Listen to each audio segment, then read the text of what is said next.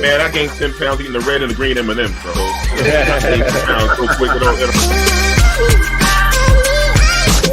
I'll chop it up today. How you brothers been for the week, man? Oh, we've been good. We've been good. Good. We can't ignore the ratings. I mean, this light skin thing is working for me and Derek. I heard it.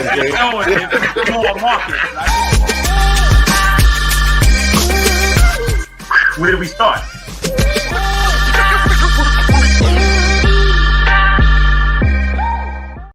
Yo, what's up? Welcome back to Let's Chop It Up. Please follow us on Facebook, YouTube, and Twitter. Like, subscribe, and tell a friend about four brothers on this YouTube channel. My brothers from also ring the bell and make comments. Then we'll know if you like us or not. Well, which way we'll comment, the good, the bad, and the ugly. So anyhow, my brothers from another mother, welcome back from another week, man, with you guys, man. Hope you guys been well, man. Derek, talk to me. How you been, brother? Man, I'm all good, bro. Can't really call it, might spoil it, man, but life is all right, man. I'm just trying to figure out how I'm gonna navigate this gas situation once again. I found out, man. What is the name of this thing, man? You could go and you can buy gas on credit or some shit, man. I done found out about, man. You know what I'm saying? Yeah. I got to explore this thing, man. You know what I'm saying? I did the research. It's supposed to be a legitimate company where you can go and you can, I guess that's like a layaway company.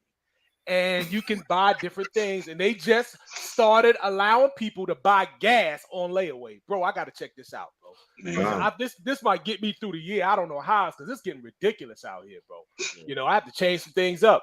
But it's a damn shame. Who thought we had to buy gas on layaway, man?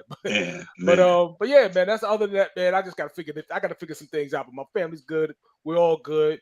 Not much to really report other than I'm just happy to be here again and with y'all fellas, man, doing what we do, man, and trying to figure out, try to watch these pockets, man, for real. I saw dudes selling gas like 20 bags on Sufton Boulevard. I got 89, 93, 93. Yo, let me tell you something. They my man told me his sister, they just siphoned her gas out, so they stealing gas again out of people's cars. So just get ready to go buy your locked gas cap. They already back to that, so they steal it. I mean, she had a full tank. That joint's at half now. Somebody stole her gas like they used to do back in the day. So everybody, I'm just letting you know in advance. Get ready to go get that locked gas cap, because first catalytic converter, now gas. You already know what it is. Oh my God, it's crazy. It's in the Bronx. Brooklyn, Flatbush. Same thing. What up, CJ? What up, brother? How you feeling, my man? Yo, what's up, CJ? Right. Shauna, how are you? Oh, the champ is here. Simone, how you doing? Gas prices between $5 and $6 a gallon. Crazy. You're right, that's ridiculous. Oh, the name of the company is Klarna. I just had to find it again, man. Klarna. Oh, that's good to support black business. What up, Monique? Hey, Monique, how are you? Hey, Monique, how you doing? Klarna got to be a black business, man. That's a black ass name, for real. Yeah. I hope they got legit gas and shit, man. I hope they ain't kerosene or some shit. Give you some nitroglycerin or some shit. Yeah. Yeah, man. Rod, what's up with you though, man? What's going on with you, brother? Talk to us, man. Yo, I'll be totally honest with you. I'm kind of like you. I don't have much to report. I'm still in the house hiding from inflation. I'm here. I'm hearing that people are out there getting punched in the face by it, and I don't want to get punched in the face. You better turn the lights off, bro, because it's out there. If you see the lights on, it's on. I pull the shades down. I make sure all the kids are in the house at a certain time. We lock up like it's the purge. You know what I'm saying? I'm like, everybody in the house is coming. Inflation's out there. Hell yeah. But, oh man. I've been in my, I did some stuff in the yard this week, and I got a confession to make. What's that? I fell off the wagon this weekend. Oh, not the cigar. There you go. Came back, went back. Yeah, I'm back. First the Fat Boys break up. Now Rod goes back to cigars. Yeah. Oh, now, I didn't get crazy. I mean, I've had a few, but I'm still trying. What pushed you over the edge, Rod? Because it's summer and it's beautiful in the backyard, so I sit back there and I smoke. Yeah, that's a killer, man. For real. With a nice little glass of a little brown something, man, No, white something. I don't usually drink too much brown. Yeah, okay. I do white stuff. Way to be a sponsor, Derek. Yeah, way to be a sponsor. Yeah. Look, man. But, Like I said, I enjoyed the weather. Sat in the backyard, did some stuff in the house. The family's good. Everybody's good. Miriam, what up, sis? Mario, what's up? Yeah, I'm blessed to be here with you guys. You know what I'm saying? And that's about it, man. You know, Kelvin, you got anything better to report than me and Derek? Well, you know what? I gotta finally give a shout out to the natives. I gotta give a shout out. All right. So basically, back in the day with my Red Bull machine, I paid $5,000 for it, right? So I go to an insurance company and I'm like, you know, can I report it? They're like, yeah, get a police report. You can report it. So I go report it, get the police report. So then they send me an email like the cash value of your Red Bull machine that you paid $5,000 for, we'll give you $57 for it, right? $57. So, you know, naturally I'm tight. I got an attitude. But then they said the reimbursement value is $5,100, which means if you go buy one and replace it for $5,100, we'll reimburse you $5,100. So what I'm going to do is I'm going to buy not a Red Bull machine, a vending machine for $5,100. And then I will keep the machine, have it placed somewhere and get my $5,100 back. So I want to say to the natives, you meant it for bad, but it worked out for good. So I want to thank you, natives. So I won't just have Red Bull. Oh no, I'm gonna have Coke, Pepsi, and anti-native spray. That's my new thing I'm working on. So, Kelvin. Yes, go ahead, Rod. I want you to be careful now. With the spray? They're just gonna take the machine again. Also, no, Rod, what I'm gonna do this time, I'm gonna make sure I get it located first and have the people deliver it there. Oh, okay. Yeah, it's not gonna be in your yard this time. Yeah, that's it. See, see Okay. what happened was. He's back. He's back. Oh, Cass was in the building. Cass was in the building. My man got on his flannels. You almost got the air conditioner on high in there. He said it's cold in here, Derek. I want to say this last thing. I'm thankful for the people I know that have done work for me over the last year or two.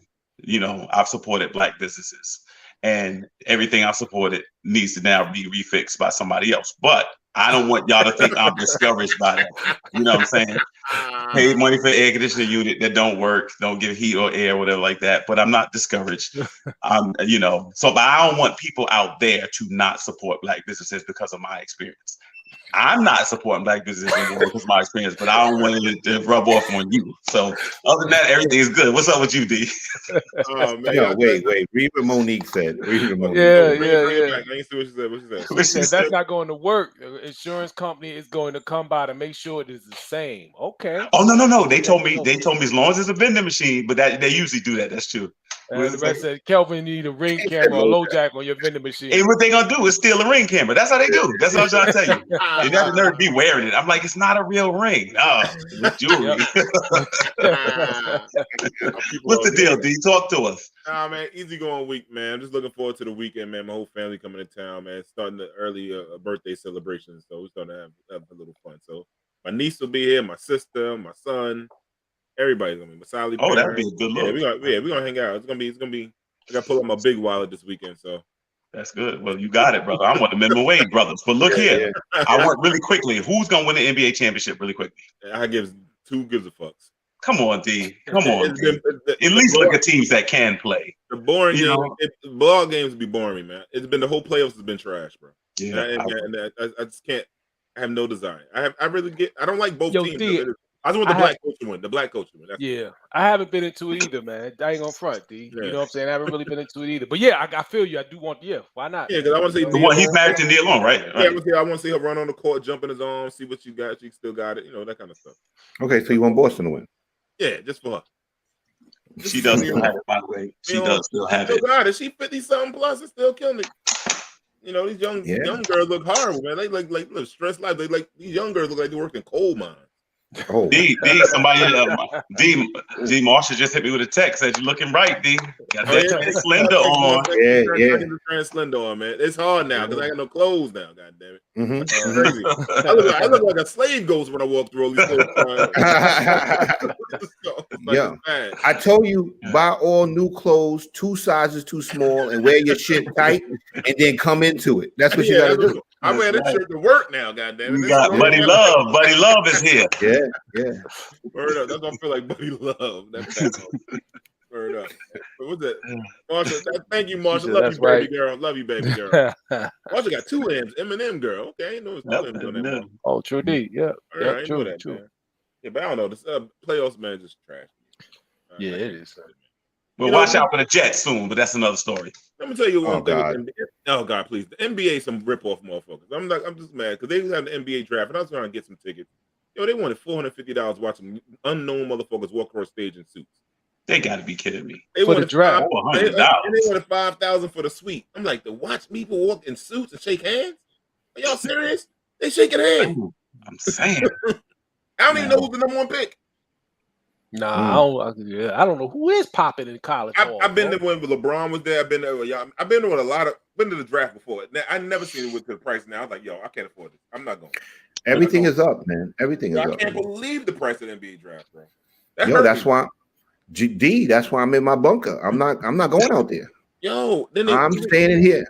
If anybody been to Barclays, they went for the 200 seats. They wanted $200 something still. I was like, you insane? Yeah, the Barclays Center looked like it should have been somewhere else. It just doesn't. I don't know. You're right. It looks like it needs more space. Right? Yeah, somebody said it looked like a spaceship landed. It only holds like 13. Bush Avenue. I think the Barclays only hold like 13, maybe 15 at max. It's very. It has no identity. It's all dark in there. The sight lines are bad. But hey, at least they got it right. I thought they should have came back to the island, to be honest with you, because that UBS is looking right. I haven't either, but I could tell they said it's hot. Yeah, it is.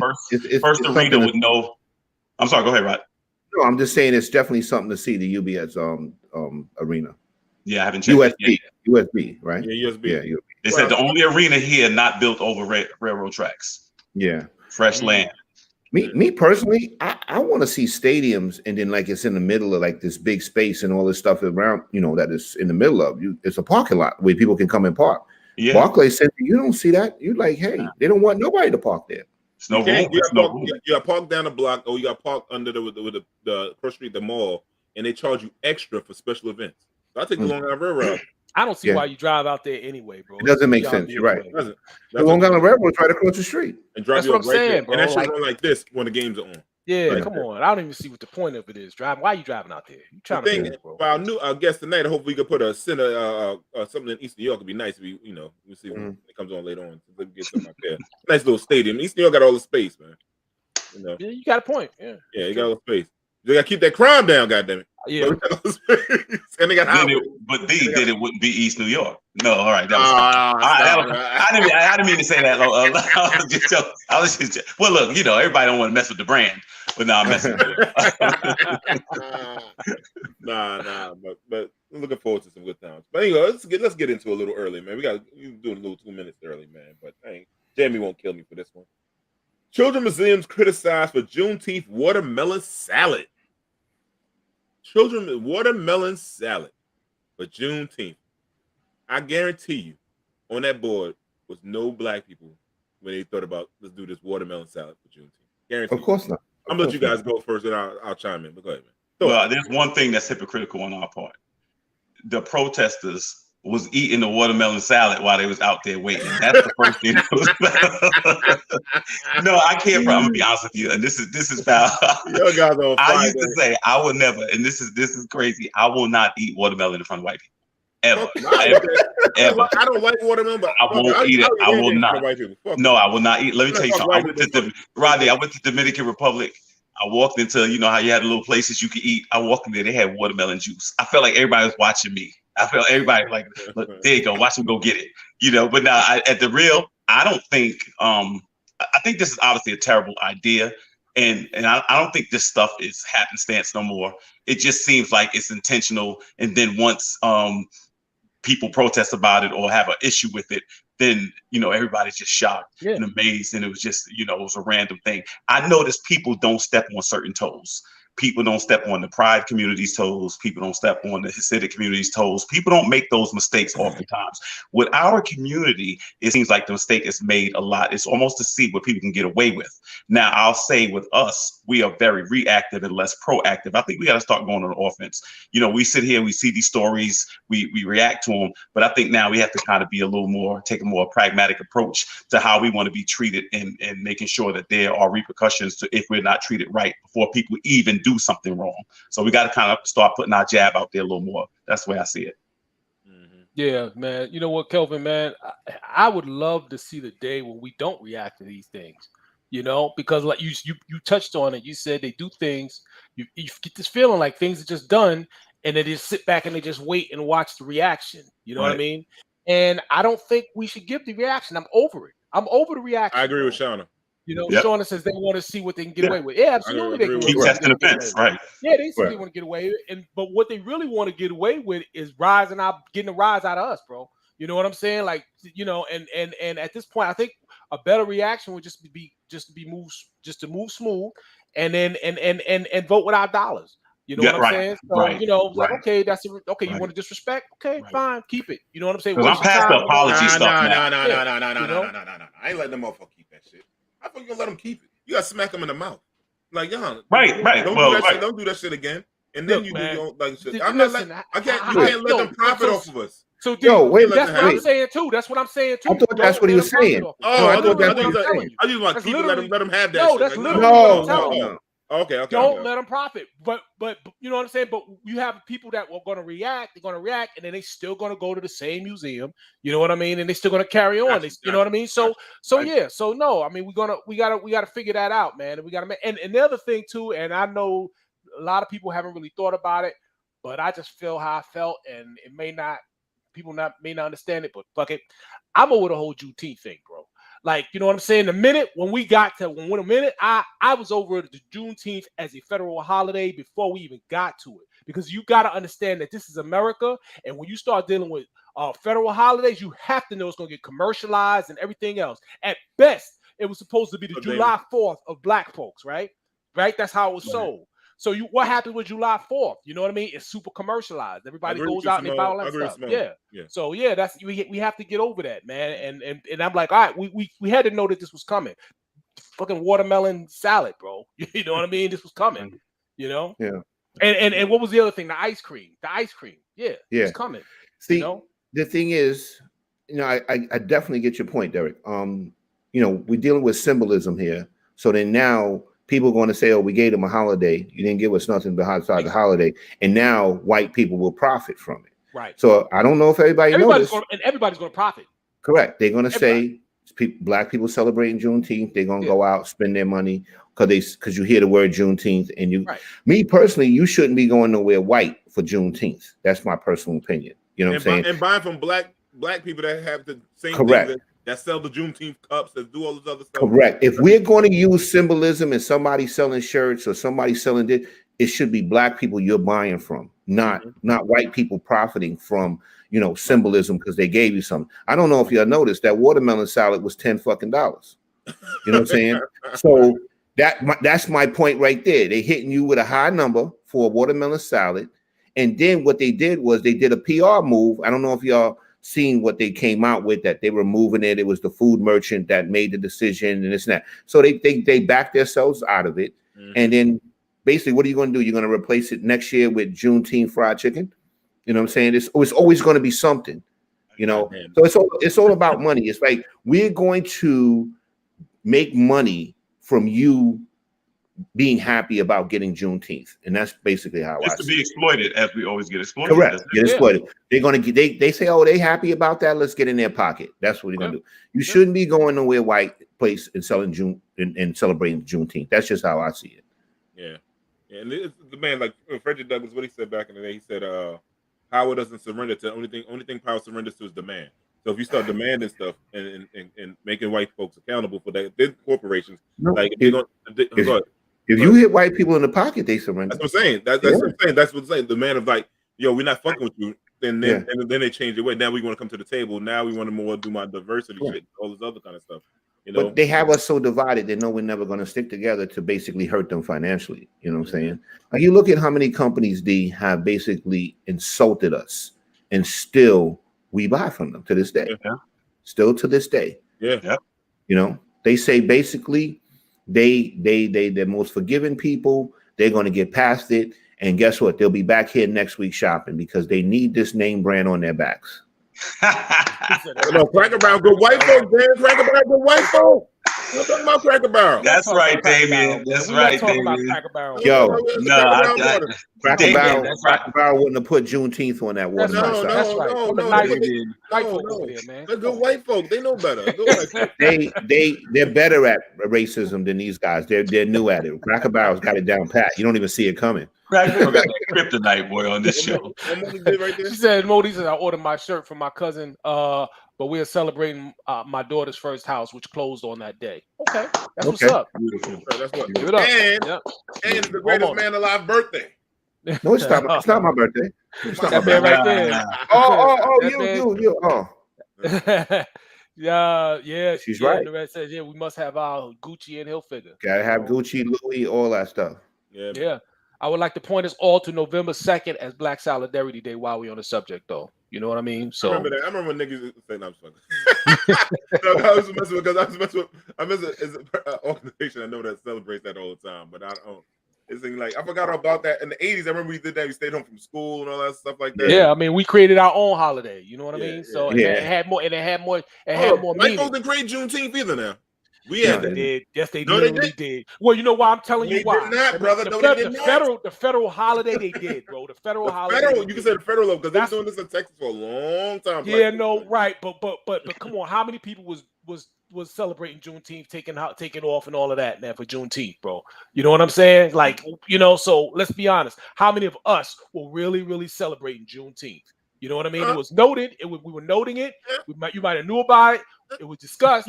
Yeah, but you know what I mean? The job wasn't giving you the day off. You could take the day off. You would have to do it personally. You know what I mean? And you would be, and most likely you come back and you won't have no job. Hey, it was my birthday, so it was always a day off for me, guys. Yeah, you know. They like, you truly free. You unemployed. You got freely unemployed. That's right. Mm-hmm. Oh my god. Oh, I gotta tell y'all really quickly. The other day I'm in Manhattan being cool, like I am, and I see a little film crew, right?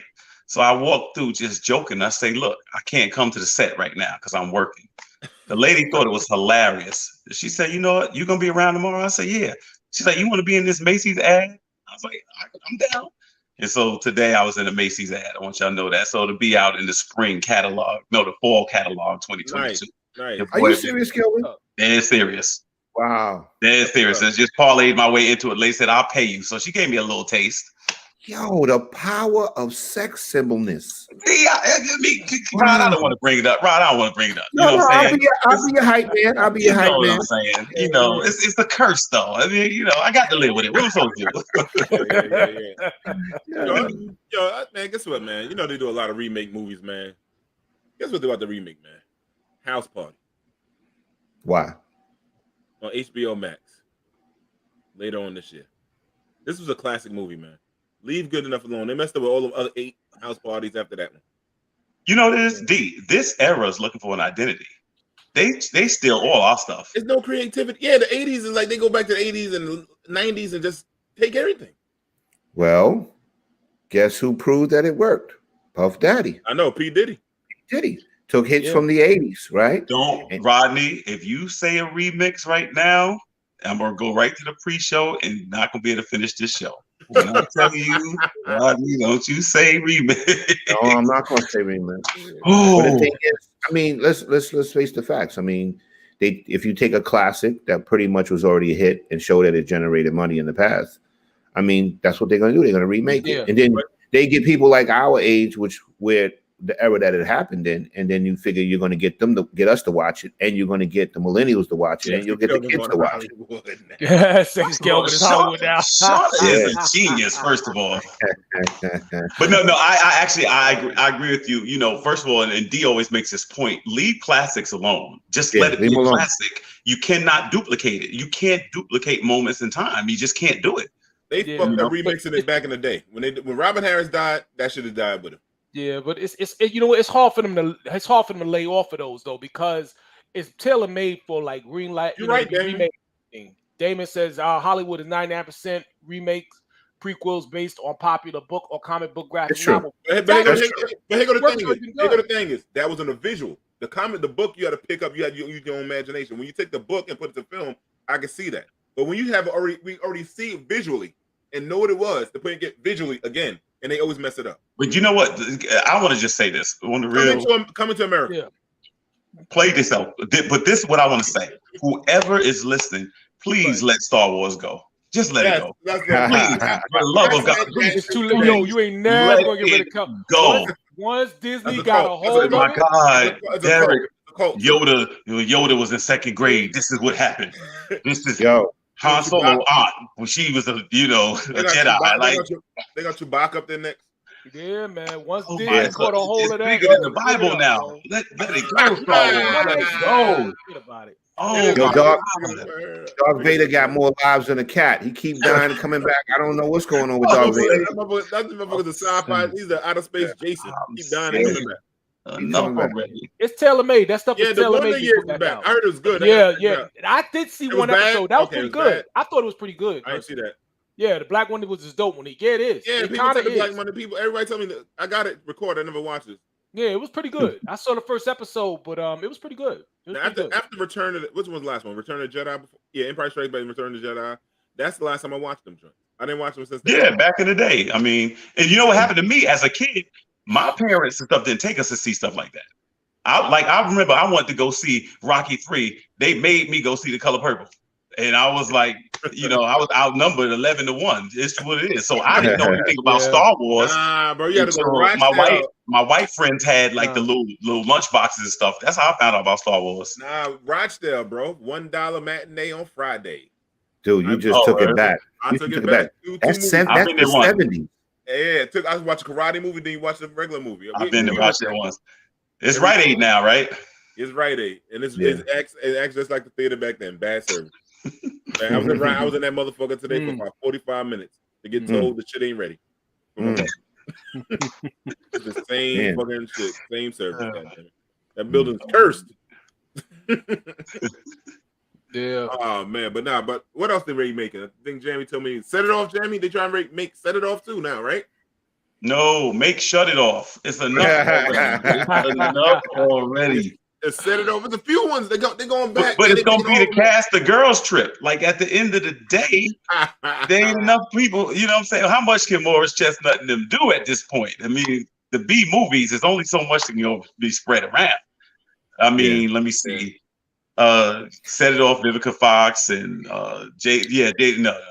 I hate for that movie. I mean, they moving slow now. They can't run out of it. Yeah.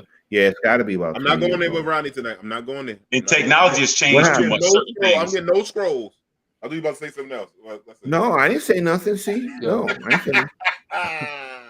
No. Oh man. You know what we're gonna do? We need to do a scroll warning, D. That something will come off to let you know you're getting close. It's let you know. You know how you get 2 technical files and then that's the next like a heat meter that goes up and down. Yeah, exactly. That's I wish we could get some kind of graphics and shit. That'd be kind of crazy, like a meter and whatnot. That'd be kind of. That's fun. Next. That's next. Don't worry, I'm gonna call my agent. I'll get it done. This mother. You will. You will. Again. What else? Oh, Damon, funny. What Damon said? What he say? I gotta go. I didn't see. I got. What he say? He's a rolling the floor. Set It Off too with Jada Pinkett Smith jumping on the red table like Tom Cruise. Yo, they even made think about it. Yeah, they're making all kind of show. Go. Yeah, they did Set It Off the play. Didn't know they did. God, I didn't even know that one. I didn't know that either. They did Love Jones to play too. I heard that. I could understand that. Yeah, but Set It Off, I don't know. I can see Love Jones as a play though. Yeah, I can see Love Jones as a play. Set It Off. I wonder who was in Love Jones to play. I don't know. I don't know. But anyhow, tonight we got a special guest tonight, man. He's familiar to the family and friendly to the show. Been here a few times. He gives a lot of insight, educates me all the time about the political atmosphere. And I hope this brother wins so he can bring a stadium to East New York, man. And maybe give me a job over in his administration when he's up there in Albany. But without further ado, can you bring our brother Keron Alleyne in? What's going on, brother? Peace, Oh, D, you get a promotion, kid. Oh, shoot. What up, Karan? What's up, Karan? How you doing, brother? Yo, Demond, I'm honored that you would even think about working in my office, because last time I've been on the show, y'all done stepped up. Y'all got gubernatorial candidates coming on and having conversations. Excuse me if you want to work for the lowly assembly member. Listen, man, but the thing that's different with a lot of those cats, we know you're going to do the work. Yep. And you was always our first, brother. Karan, You was always our first. That's what I was about to tell you. Karan, you was one of the original brothers that came on here when we was doing nothing. Word and up. you held us down. Word up. That's what's up, man. What's going on with you, man? Talk to us, man. What's up with your campaign, man? Where we at with it, man? And all that stuff, the dates and what's going on? Yeah, so I'll jump right. Oh, can you hear me? Yeah. Go ahead. Yeah, I'll jump right into it. As you can see, I look sleepy because I'm out every night, out every morning, talking to potential voters, letting them know about the election. Today's the 8th. We have 20 days until election day is here, full force. We have been, when I say we, like the team, the collective, the movement, the folks that are a part of this campaign. We've been on the doors. We've been having conversations. We've been phone banking. We've been putting up posters. Posters been getting taken down, and we put them back up again. We're doing it all. We're dropping off palm cards. Just evening, we did posters and palm cards in various sections of the district. So election day is Tuesday, June 28th. That is the day that it culminates. You go to your normal polling site. You make sure you vote for Keron Alleyne as your candidate for New York State Assembly if you live within the confines of the 60th Assembly District. There's also other statewide races that are happening. As you all know, the governor's race is absolutely happening. Lieutenant governor, other statewide races like state senator. All of these races are happening right now. But there's also been a break in the normal primary system. I think you all are aware, of course. Some people might not be aware, Karan. You might have to educate us again. But let me drop it on y'all. So because of this was a redistricting year when the maps got redrawn. This is the first time in forever there's been a supermajority for the Democrats to have this opportunity to redraw the maps. Normally they are in lockstep competition and fights with the Republicans of the state, to draw the lines. I think if government 101, gerrymandering, essentially drawing a district to make it favor one party or another.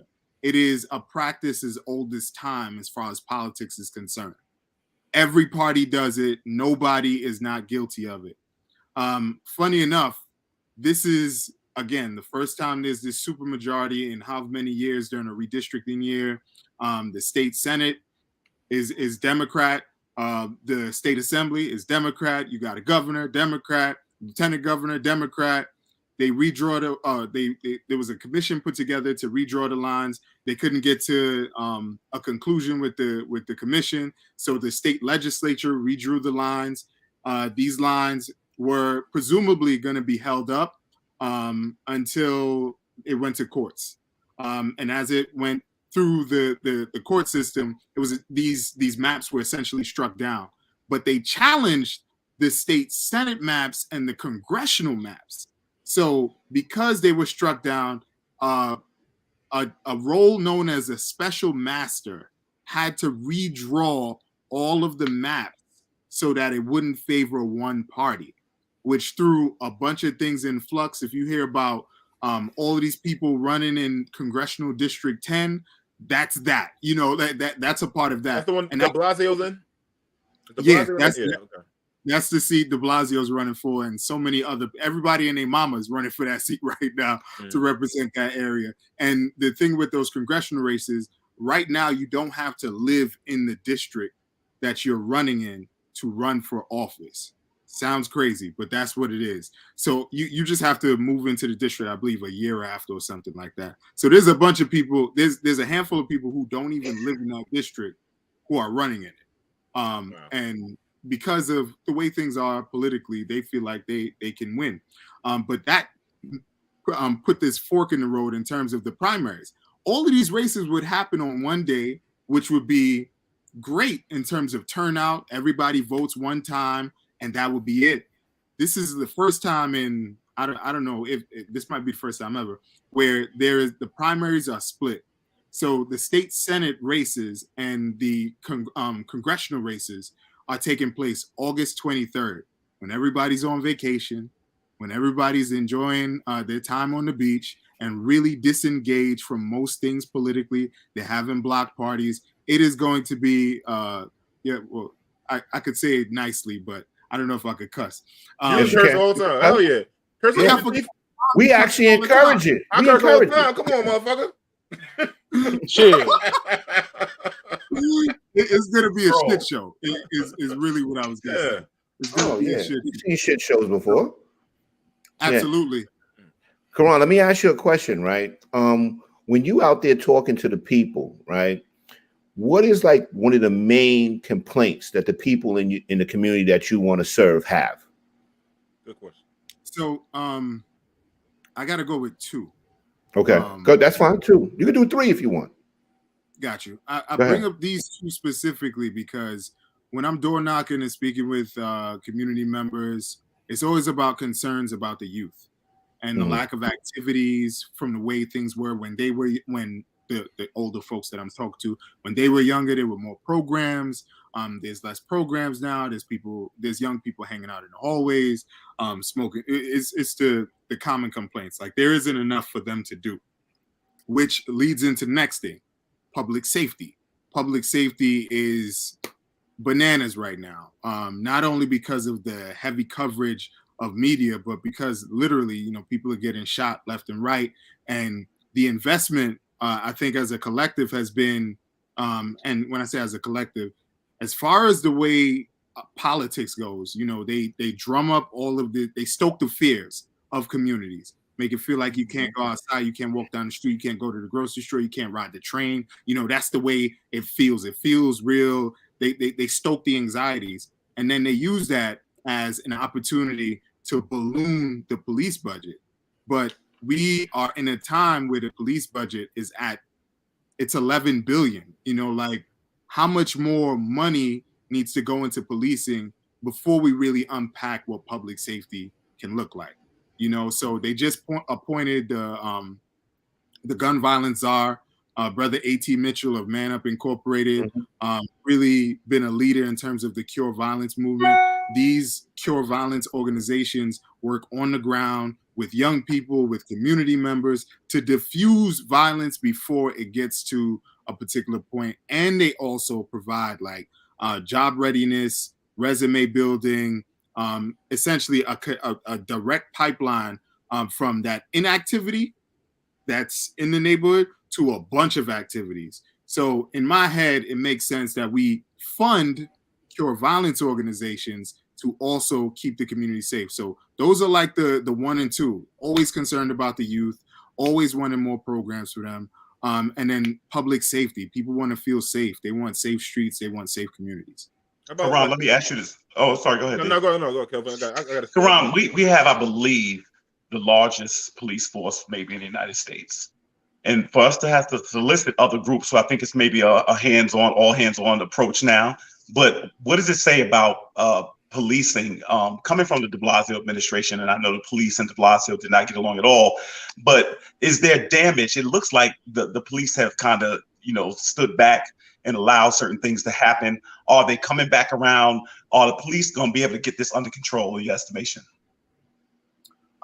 So I don't think the police can control it. Like when we think about our communities as a collective, it's going to take us. It's going to take certain rebuilding of community structures that you can't quantify. You can't fund that. That has to be built from the ground up. It has to be done block by block, neighbor by neighbor. And I'm not speaking in utopian terms. I'm speaking about like literally knowing thy neighbor, having block parties, building tenant associations, building the social infrastructure where you think twice about stopping and shooting somebody on the street because you know, that's Nana's friend. You know what I'm saying? Like that's my father's buddy from down the street, or that's such and such who watched me grow up. Like there's a rebuilding of community that we have to do as a people in general that I think can happen. You know, I've always been hyper local. You know, I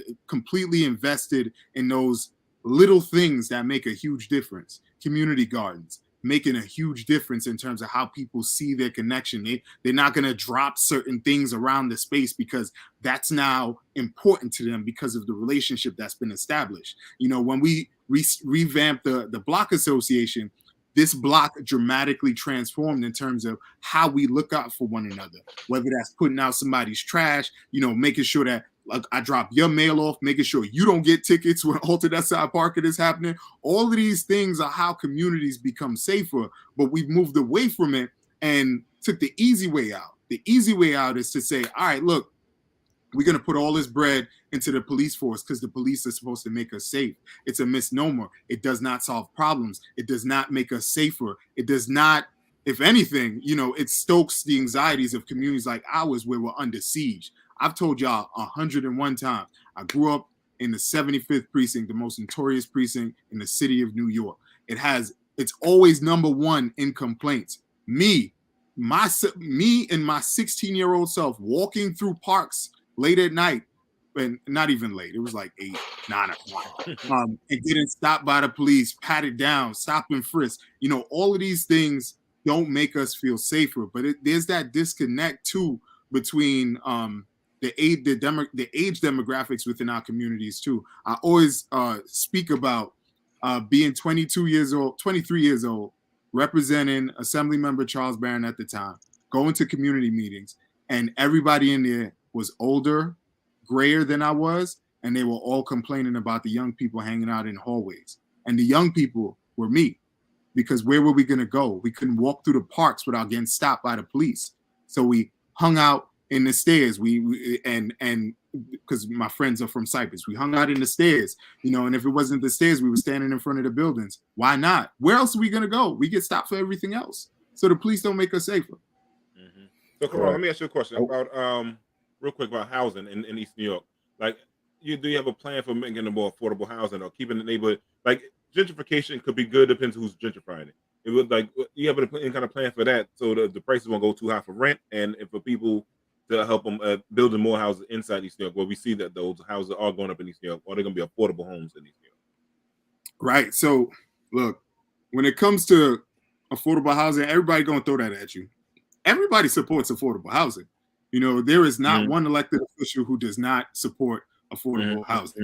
The question that I always ask after you hear about what affordable housing, affordable to who? Ooh, that's right. To who? Who is it going to be affordable to? That's so right. When we, in terms of Operation Power, the movement I come out of, you know, when we push for true affordable housing, it's affordable to us. And what does us mean? So when you think about communities, you have to go by the area median income, the AMI. They will dance that around. They'll say, you know, this is 130% of the AMI. And the AMI that they're generally talking about is the New York City metropolitan area, not the 5 boroughs, but the metropolitan area, which includes Long Island and outer suburbs around the 5 boroughs, where I think we all know, you know, out on Long Island, you got the firefighters, you got the sanitation workers, you got folks who make a bit more than folks from East New York. 6-figure people, just keep it above. Right. So the area median income, I'm sure it's more now, but for a family of 3, I believe it's 90K. So when we talk about making affordable housing, when we compare the area median income of the metropolitan area to the area median income of East New York, which is, believe it or not, upwards of 35K, that's no comparison from 90 something to 35.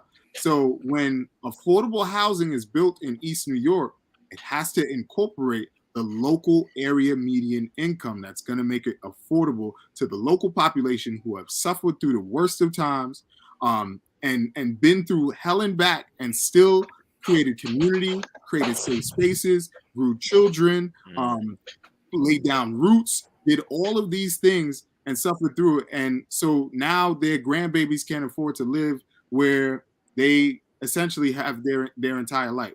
So when I think about affordable housing and what my role is in it, is to make sure that we're heavily reflected in it and to make sure that higher percentages of truly affordable housing that is being built in communities incorporate our communities as a collective. And then, how do we keep it truly affordable?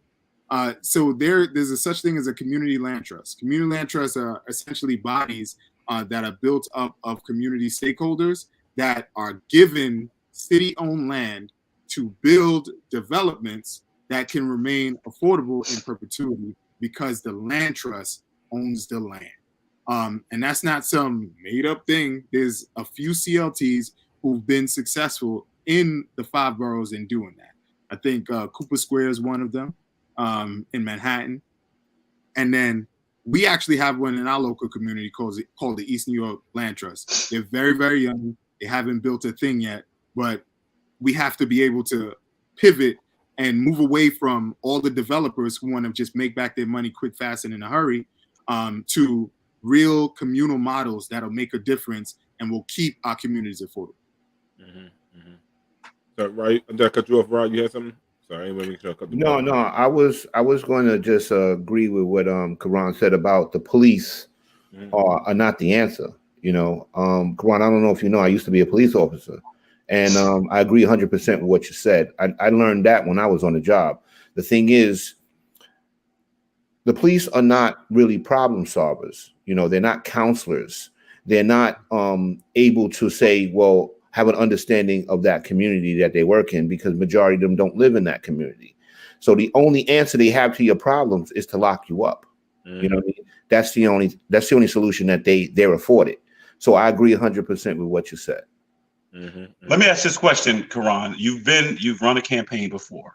You've been in politics, as you said, even as a very, very young man. What are you feeling right now when you get to this point where you're close to the finish line? And I know the finish line is victory and then the work begins, but how are you feeling right now? Like you say, you're just running, you're constantly campaigning. Is it excitement? Is it nervousness? Is it a combination of all those things? Take us into, if we were in your shoes at this juncture, what are your feelings right now? I'll keep it 1,000 with y'all. I'm feeling so much on any given day. I'm sleepy most times, but I can't act sleepy. I'm tired most times, but I can't act tired. I'm truly very, very excited. And it's a roller coaster. So I just try to keep even keel. Don't get too high. Don't get too low. These people said you're great. These people said, oh, I don't want to talk to you today. There's so much of that in any given day. So I try to stay even keel. But I'm at this point in the campaign, I'm so excited because I can see the finish line. I'm so excited because the things that we planned out are now bearing fruit. Walking through Target randomly trying to get tape to hang up my posters. And this woman comes over and she's like, Mr. Alleyne. I'm like, oh, hey. How are you? And I remember faces. I know people, like literally, I know people. I did not recognize this woman at all. She said, I got your mailer. You and your family look so good. I read it. I'm going to be supporting. I'm very, very proud that there are young people like you in the neighborhood who are even invested to this point to pull together a campaign. Those are the things when I hear that, I'm like, phew, I'm through the roof. Yeah. I feel great. But I know there's more work to be done. I know that she's one of thousands that I need, but it does my heart so much good. So at this point, I'm very, very excited. Every day that goes by, I get a little bit more anxious though, because it's like, you start to think about, oh man, did we do enough? Did we knock on enough doors? Did we get enough volunteers? Did we get enough of the word out? Did I go on Let's Chop It Up enough to speak to all of those things? All of those things went through my head, and I'm just like, man, could there have been more that I could have done, and it always is. But I feel good because it's like I'm expelling all of the frenetic energy that I have to let people know how important this is. And at the end of the day, whatever the result is by June 29th, which will be the day after the election, I'm going to be good. I exhausted myself. I tapped my network in ways that I didn't even realize was possible. I fought through emotional, spiritual, physical adversity and all of this. I ran a marathon, a half marathon. I've been a half decent father and husband throughout the entire process. Like, that's the important part. I feel good that I gave this thing everything I had. And it becomes a thing where I compare it to running, because you run for office, you either get the result or you don't. If you get caught up in those two results, then you measure yourself by that.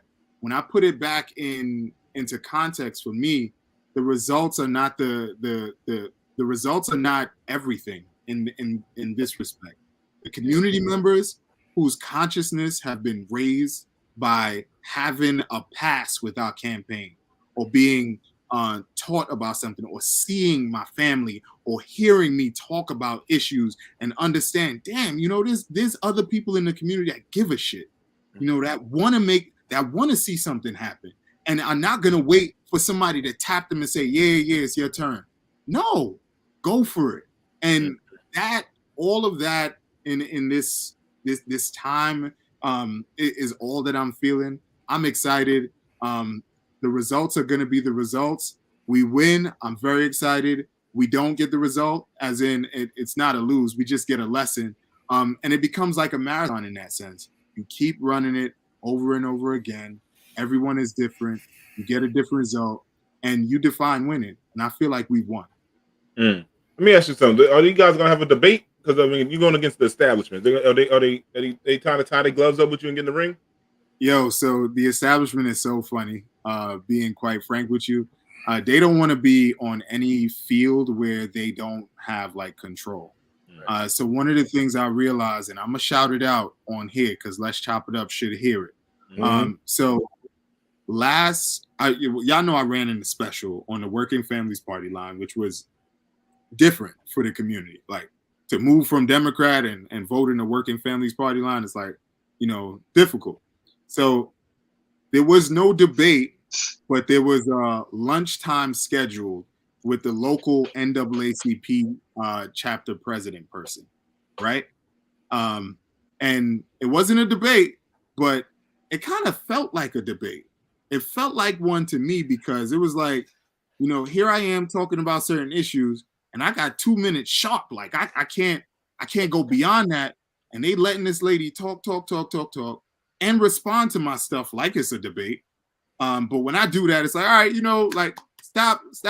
And I wondered so much about that. Like, why did this go this way? Come to find out, because I do my homework, that the president of that local chapter donated to the opposition's campaign. So it was a farce. And when I looked in the chat, when people were writing and stuff, it was like all of her people. And I'm like, what? Like, how is this set up this way?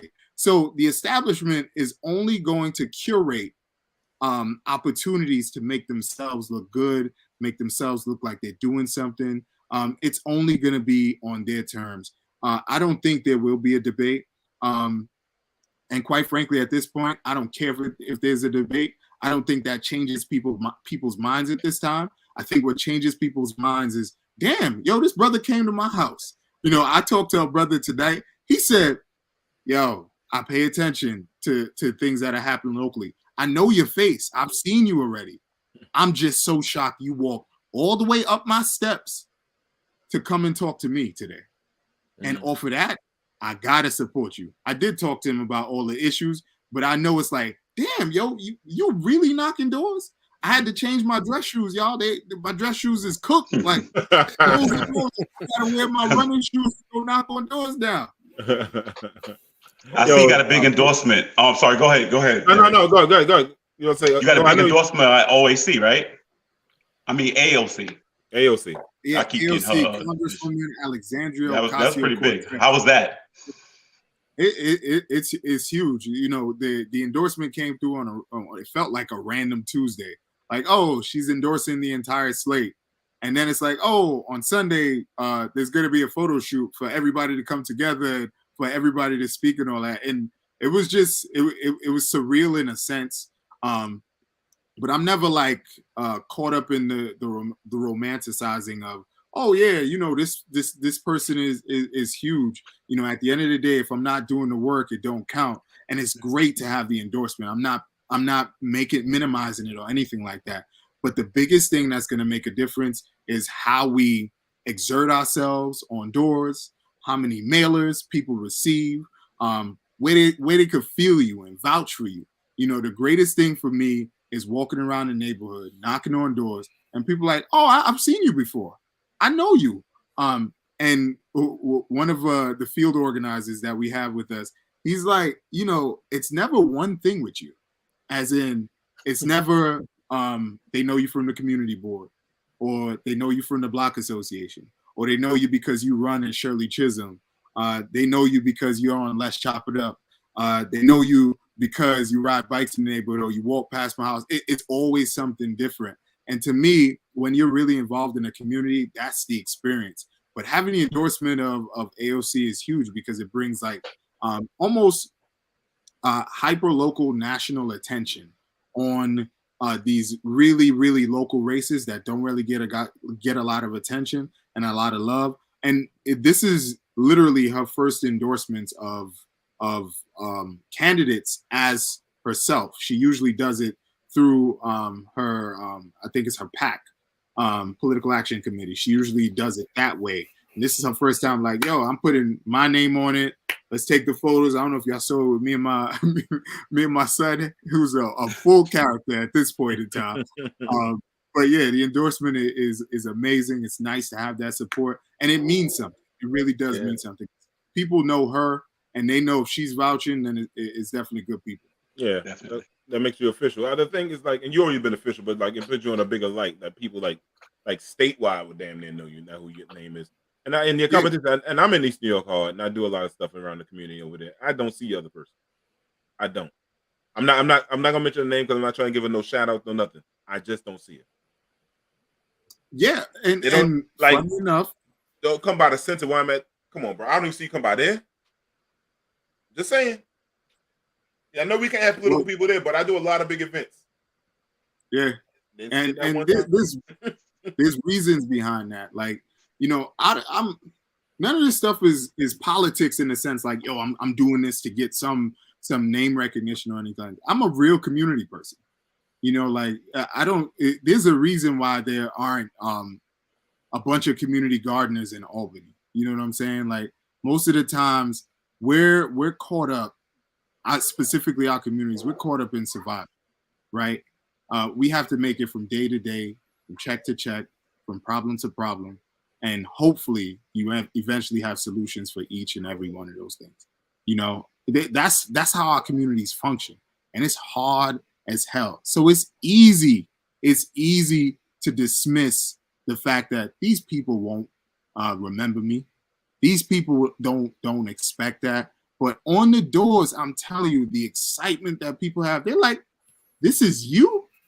Like, they're expecting, where's your team? I was like, they're on other doors. You got me. Like, what do you want to know? Like, tell me about your stuff.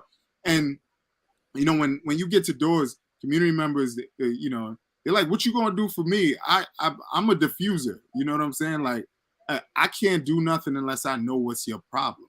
I can't do nothing unless I understand what's most important to you. So I usually pivot immediately. Tell me, what's the most important thing to you? What would you change about the community if there was one thing? And I could even pose that to y'all right now, you know, as brothers and where y'all at. What's the most important thing to you? Or what's one thing you wish you could change about our community that would make it better? Yeah, you're right. You put mine on mute right now. Now, for me, is what I think a lot of older people said. Like we had more things to do. I think the school, like having more of these schools open in the evening time, keeping these kids up the street, giving them activities, opportunities, showing them like the Like these kids are so creative, and it's just so bad that we don't tap into the stuff they do. Like from these cell phones, teach them how to become these directors with these phones, these drones. I got a whole bunch of stuff coming, so I'm telling you now. You want to put your kids in the after school program? I got some drones. I got a whole bunch. I got film projects coming up. A whole bunch of. But anyhow, but those kind of things, creating those things for young people, I think, and job opportunities, really showing them because these kids ain't getting no money in these streets. I'm telling you, these kids are broke as hell. I mean, broke. These hustlers hustle backwards. So they teach them how to make opportunities for long money, real money. I think that's what I would love to see. More opportunities, job of creativity opportunities, especially in East New York, man. There's some creative kids. They don't know they creative. That's the thing. They just don't know who they are yet. But that's another. We can talk on that for another day. But safety, affordability.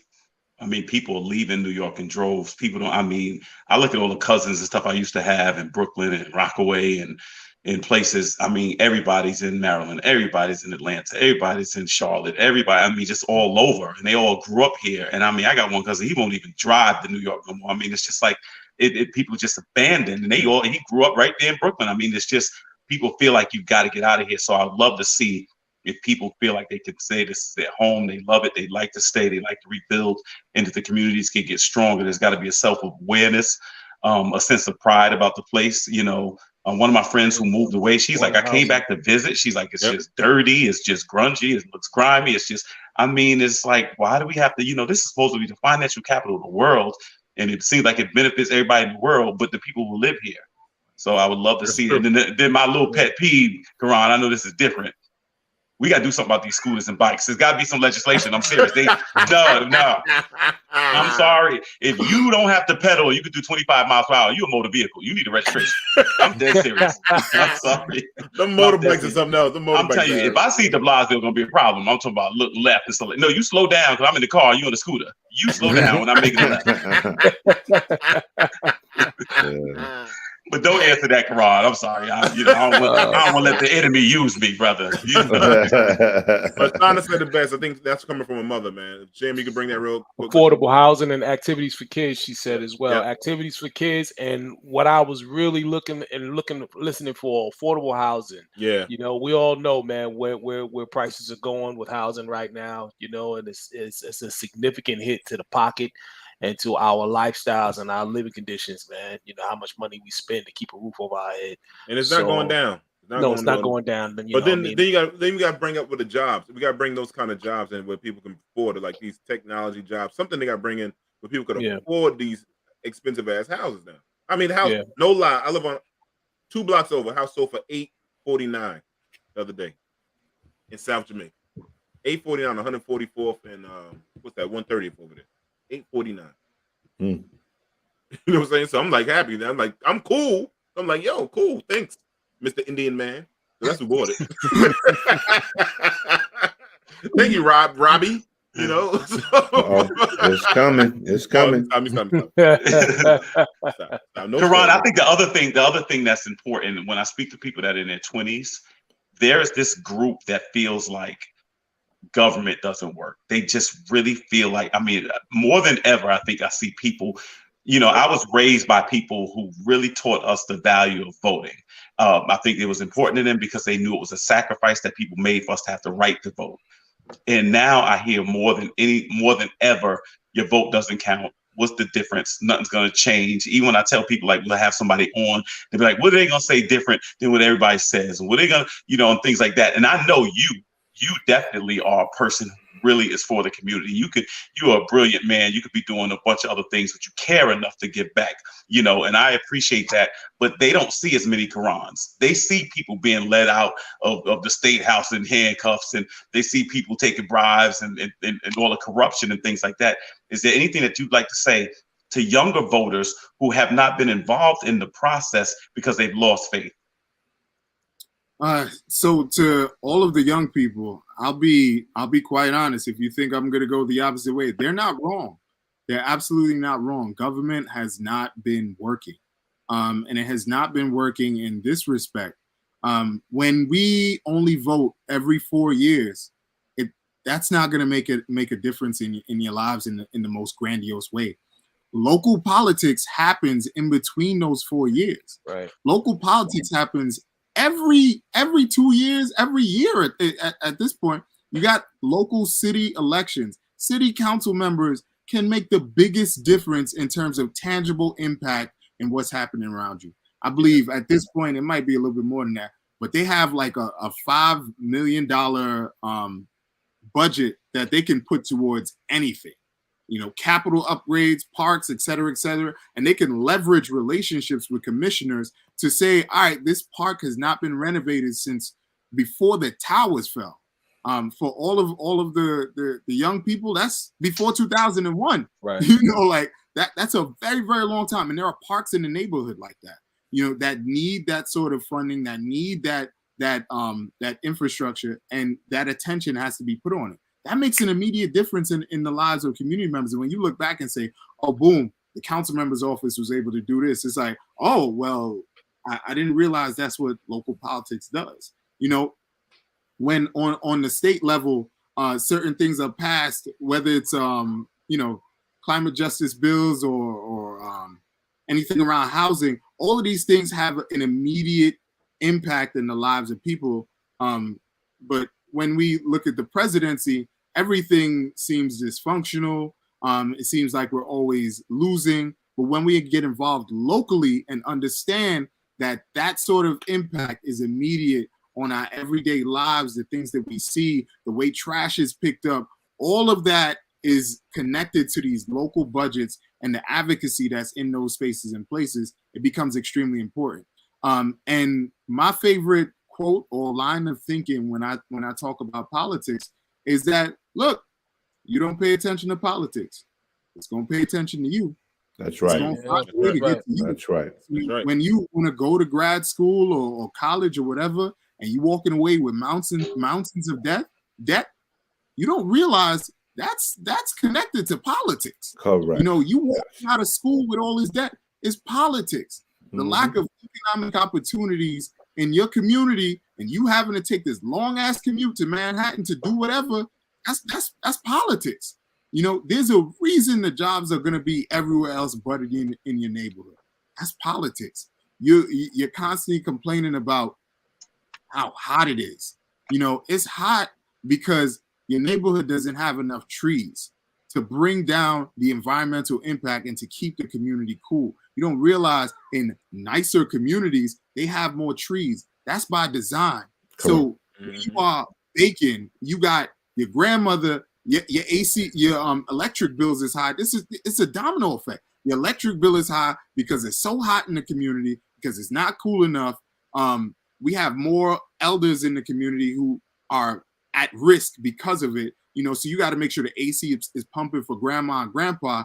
Your bills are high. You're struggling to pay. You got this long commute.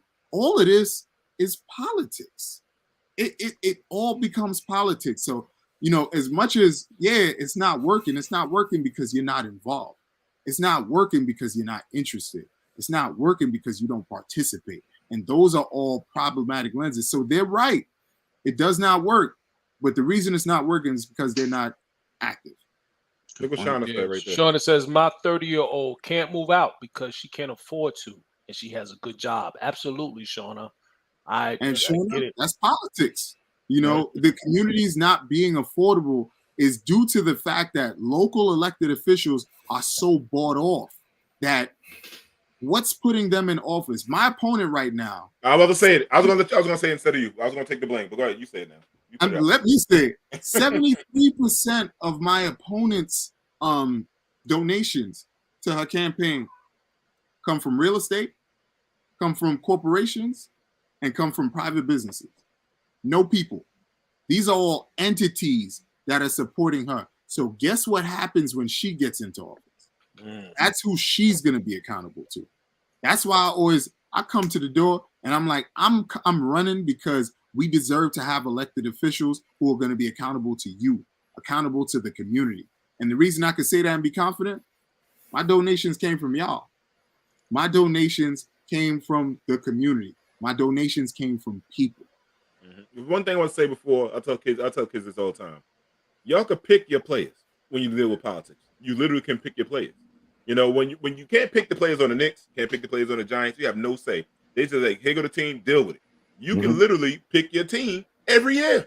Good point. You know what I'm saying? So I tell kids all the time, go pick your team. You can pick the players. And if they don't work for you, you get the better players. You become the GM collectively. You know, but like, and that's why I try to make it real, like what they say, put it where the goats can get it for young people. That's a good analogy. On that part, man. What's trying to say there? Shauna says, damn, I wish I lived in your district. I wish you did You got too. a fan, you got a voter, man. Sean, I'm trying to get him out here in Queens, man. I'm trying to get him out here in Queens for real. I've been talking about 2-3 years about coming out here, man, to get him out here in Queens. But like you said, with the thing with the how we can want to be more supportive is like you got it from the people. So Keron, how can people donate to your campaign, my brother? Or how can they get me involved? They want a phone bank for you and stuff like that too, man. So I'm very, very thankful to say, you know, normally I direct folks to the website and you might get lost in the sauce. I feel very, very confident. We've had an entire website revamp in the last month and a half. If you go on it, it's now bright yellow. It's real easy to look through and find exactly where to do things. So please go onto the website, www.Keron for New York, everything spelled out, .com. And you can see the donate tab. You can see the events tab. The events tab has all of our upcoming activities, whether it's door knocking or phone banking. And there's other things that you can do outside of that. You can help us hang up posters. You can help us do a lit drop. Oh, look, there it is. There it is up on the screen, bright and bold and beautiful. You already know, extremely Afrocentric, because that's what we do. Culture is a weapon, and we make sure we wield it right in all spaces and places. It should not be in our back pockets. It should be on our chests. So all in all, I direct you to my website. You can donate there. Every donation goes towards more of literature, more of the work that we're able to put out there. To give you context in terms of what money means, the average mailer that we send out, when you get one of those pieces of mail, is about $5,000 or $6,000 to send one piece of mail. Yep. One piece of mail. And that depends on how small or big the universe is. The mailers that we've been sending, you know, have been upwards of $8,000. So after begging all my friends, family, and y'all beg y'all friends and family, you know, what ends up happening is that we can send a piece of mail. You know, we can order new posters that are going to be plastered and have been plastered all throughout the district, all on New Lots, all on Van Sicklen, all on Stanley, all on Pennsylvania, all of the economic strips and corridors within the district that people can see. When you get a palm card, you see me walk around with a stack. I don't have any of them in the back room, but when you see me walk around with this stack and it's on your door, it's probably because myself or someone from my team was able to stop by. All of these things help our campaign. You know, it helps us so much to get the word out. All we got to do, I tell myself every day, you know, when I'm tired, when I don't feel like it, when I'm not as energized, when I feel like I'm being a neglectful dad, that look, it could be the next voter that puts you over the top. It could be this one. It could be this one. And it's all about approach and what we're able to present. So I'm so happy that, you know, when you all donate, we're able to, we look good. We're extremely equipped to carry out the message. Keron, I just donated to your campaign. Just Amex just told me, so I just sent you a couple of dollars. So I'm gonna start off like I sent $100. If anybody else like in the chat, anybody can send, you can send whatever to Keron. You tell them any kind of amount if you can afford to send to the brother. I believe in the brother. Even though I don't live in East New York, I work in East New York, but I know the brother's a solid dude, and I only back solid people. And now Derek said that he donated in the chat tonight too. And Jamie also donated tonight in the chat, told me he donated to mine is coming. And Rod is coming. So, you know, and Kelvin did a few weeks ago. I think Kelvin, maybe 2 weeks ago, I think Kelvin told me, like, I just sent Keron some money for his thing. So the brothers, let's chop it up. I want to support you. I want to make sure our audience supports this brother, man. Mm-hmm. You know, $1, $2. You don't have to be in New York City. You can be out of state and send brother to this brother. Like, you know, and like we always talk about Pan-Africanism. Even though if you live in Chicago, whatever, you're helping out black folks that you never seen before. You know how that comes back to you tenfold. Yeah, and what I normally say when it comes to, like, you know, us being a part of a nation, you know what I'm saying? When I think about that, even though the lines that are drawn, that's my district, I'm accountable to Thank black you, Shauna. people. Shauna sending you some money right now. There we go. Shauna, I'm accountable to black people everywhere. we have no choice when we reach certain places. We can't just represent the people on our block. We got to represent Black people all across the world. So that's always in my mindset. And solid Black people now. Yeah, absolutely, absolutely. Kelvin say not the natives. I owe y'all a debt of gratitude every time I come on here. Y'all have always been family, real talk. Y'all have supported my family in all of our different endeavors. When we're not so high because things have happened within our families where some have moved on and become ancestors. Y'all have been there in support. So this goes beyond donations. Y'all are just extremely good brothers. And for all of your listening audiences, you should know that this isn't for show. These guys are legitimate, good Black men. And when I think about how we take back our communities, when I think about how we make an impact, it's literally by taking all of our bits and pieces of talents and going the extra mile for one another. And that's what I think y'all do right here on Let's Chop It Up. To have me on at the end of another wonderful Wednesday with y'all is always a pleasure, and I owe y'all a deep sense of gratitude. So thank you. And there is a Miria in the chat. Miria, his beautiful wife, Miria. What up, sister? How you doing? Yeah. So also Jamie donated. He from, like I said, Jamie lives in Florida.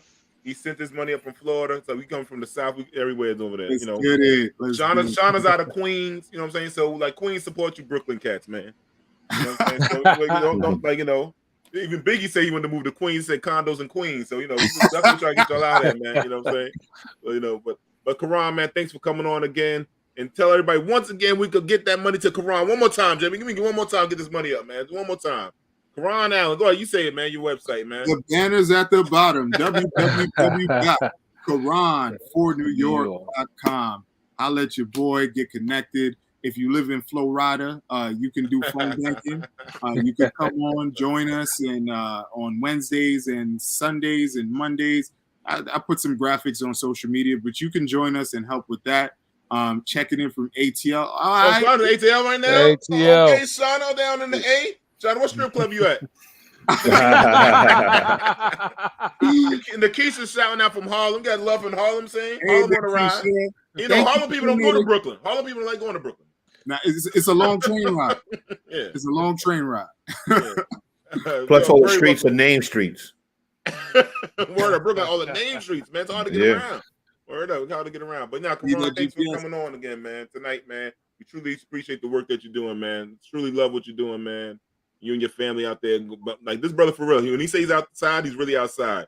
This brother gave his shoes. I'm not lying. This brother gave his shoes. I was like, yo, man, you can make some money on these shoes. He buy expensive running shoes. He really gives his shoes off his feet if people don't have shoes. And they're still in very good condition.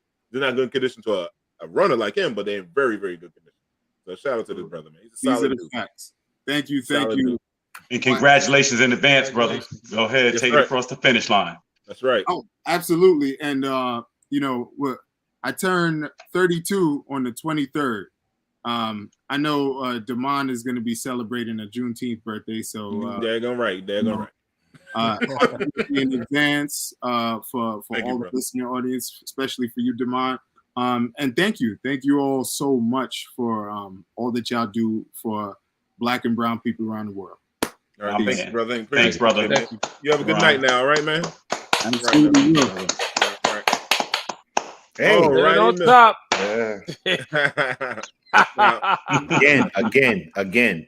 It's in my contract, Kelvin. It's in my contract. Man. Great conversation with our brother Keron, man. I really want to see this brother succeed because East New York needs somebody like that. They really need a solid man out there. Definitely. They need a solid brother out there. Seriously. Absolutely. No, that's excellent. Yeah. So without further ado, Jamie, can you take us to commercial, please? Sophia donated. That's what I'm talking about. Sophia, I got you. I know you're watching your Celtics too. A Celtic fan. Oh, I'm gonna give it to her because of brother. No. Yeah, she trying to love New York, but New York let her down. It's a brother. Anyway, go to commercial, man. We go back to Sophia at the commercial break.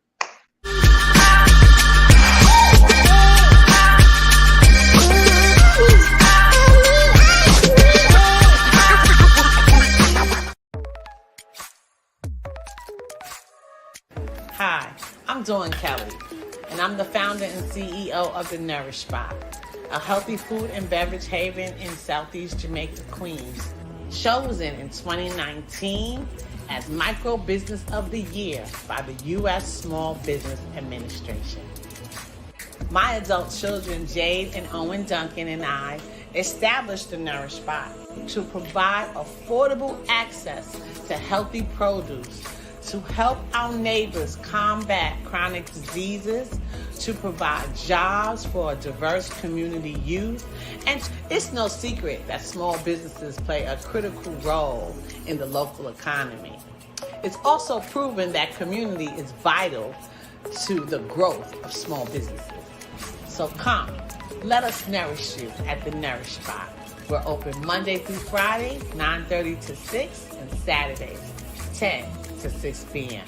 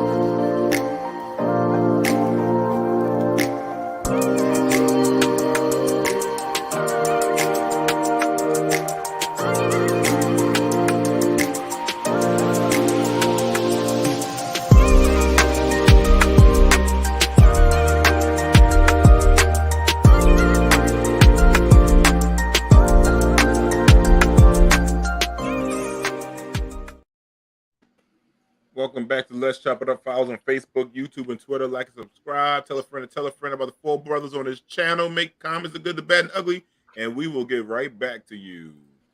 All right. Let me ask you guys a question, man. Have you ever been in a relationship with someone who doesn't want you anymore? Yeah, I've been there before. Okay, let's talk to us, I've brother. been there before. man. Oh man, a couple times. I've been on both sides of it. All right, but yeah, man. I mean, it's a rough feeling, dog. You know, you go into a relationship, man, and it's like, you have hopes and dreams for the situation. I don't think I was trying to get married or anything, but anything like that, because I was still a young guy. But damn, I didn't expect it to go down like that.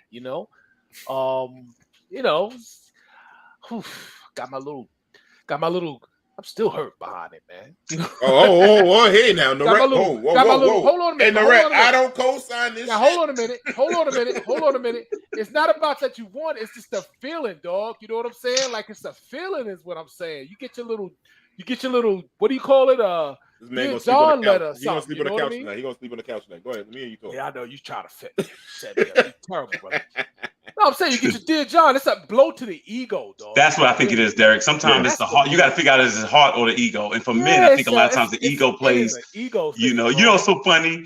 If there's somebody that you don't want, it make it bad if they don't want you. Even if you don't want them, it make it bad when they don't want you. It's just one of those. You wasn't serious about it anyway, but right. But then they like you don't want me. This is me. But I'm fly. Like, you know what I'm saying? Yeah. And I the thing is, I think it's hard whenever you deal with relationship early on, because there's still a seasoning process that needs to happen when you're young and trying to know who you are and then integrate that with somebody else. Because the reality of it is this: you change. You're growing up. Like people say, what you need in your 20s is different than what you need in your 30s or your 40s or your 50s. So it's different. And that's why I hate when people try to make these, I hate when I see people who are We got He Joe. came for you. Calvin out here looking like a spokesperson for Jordan tracksuit. Yo, one of my friends' daughter talking about you look like a '90s rapper. I'm like, they just do me kind of foul. You look like LL. If you had a cane on, you look like LL in that bag. Head like a shark's fin.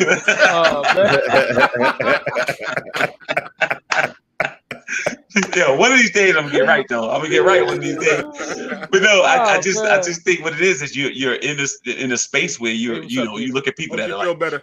Making these proclamations at 20 years old and getting tattoos of each other's name on themselves at 20, and you just have no idea what 25 look like, what 30 looks like, and I think that's the harder part about it. And then the other thing is, like Derek said, on the other side, sometimes when somebody's interested in you and you're not interested in them, this is my philosophy, and I always believe this. If someone is interested in you, I think it's flattering. There's no reason to play the person out. I think it's your responsibility to let that person down as easy as possible, because some people take it the other way. They just try to take the advantage of the person. I think you need to let the person down as easy as possible. I tried that, Kelvin. I tried that. It doesn't work. I'm saying, man. I know what you're saying. I know what you're saying. It's no easy way to let them down. You try to be. Sometimes it's worse. It's kind of like, why you just didn't break up with me? You know what I mean? Why you trying to let me down easy? They know I was no good at it, man. I had this one girlfriend, man. She was so pretty. She was so smart. She was fantastic. Great personality. Breath stunk. Oh, shit. Couldn't do nothing with it, man.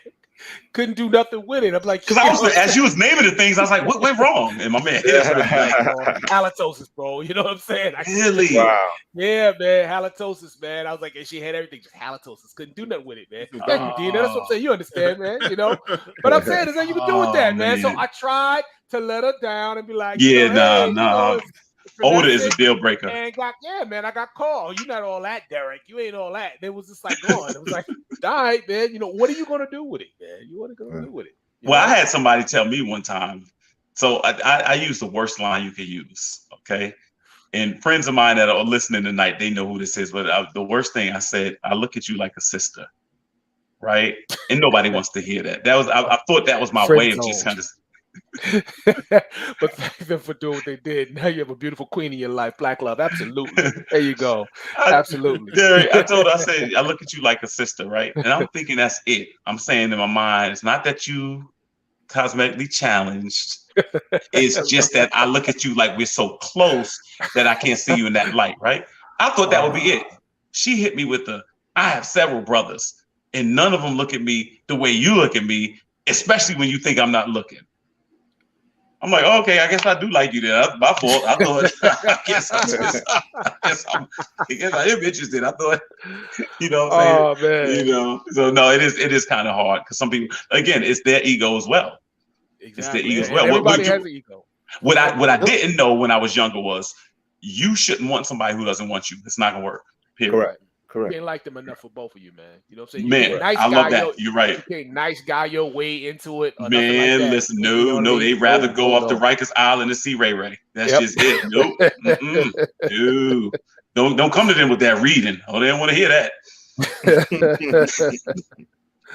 Yeah, man.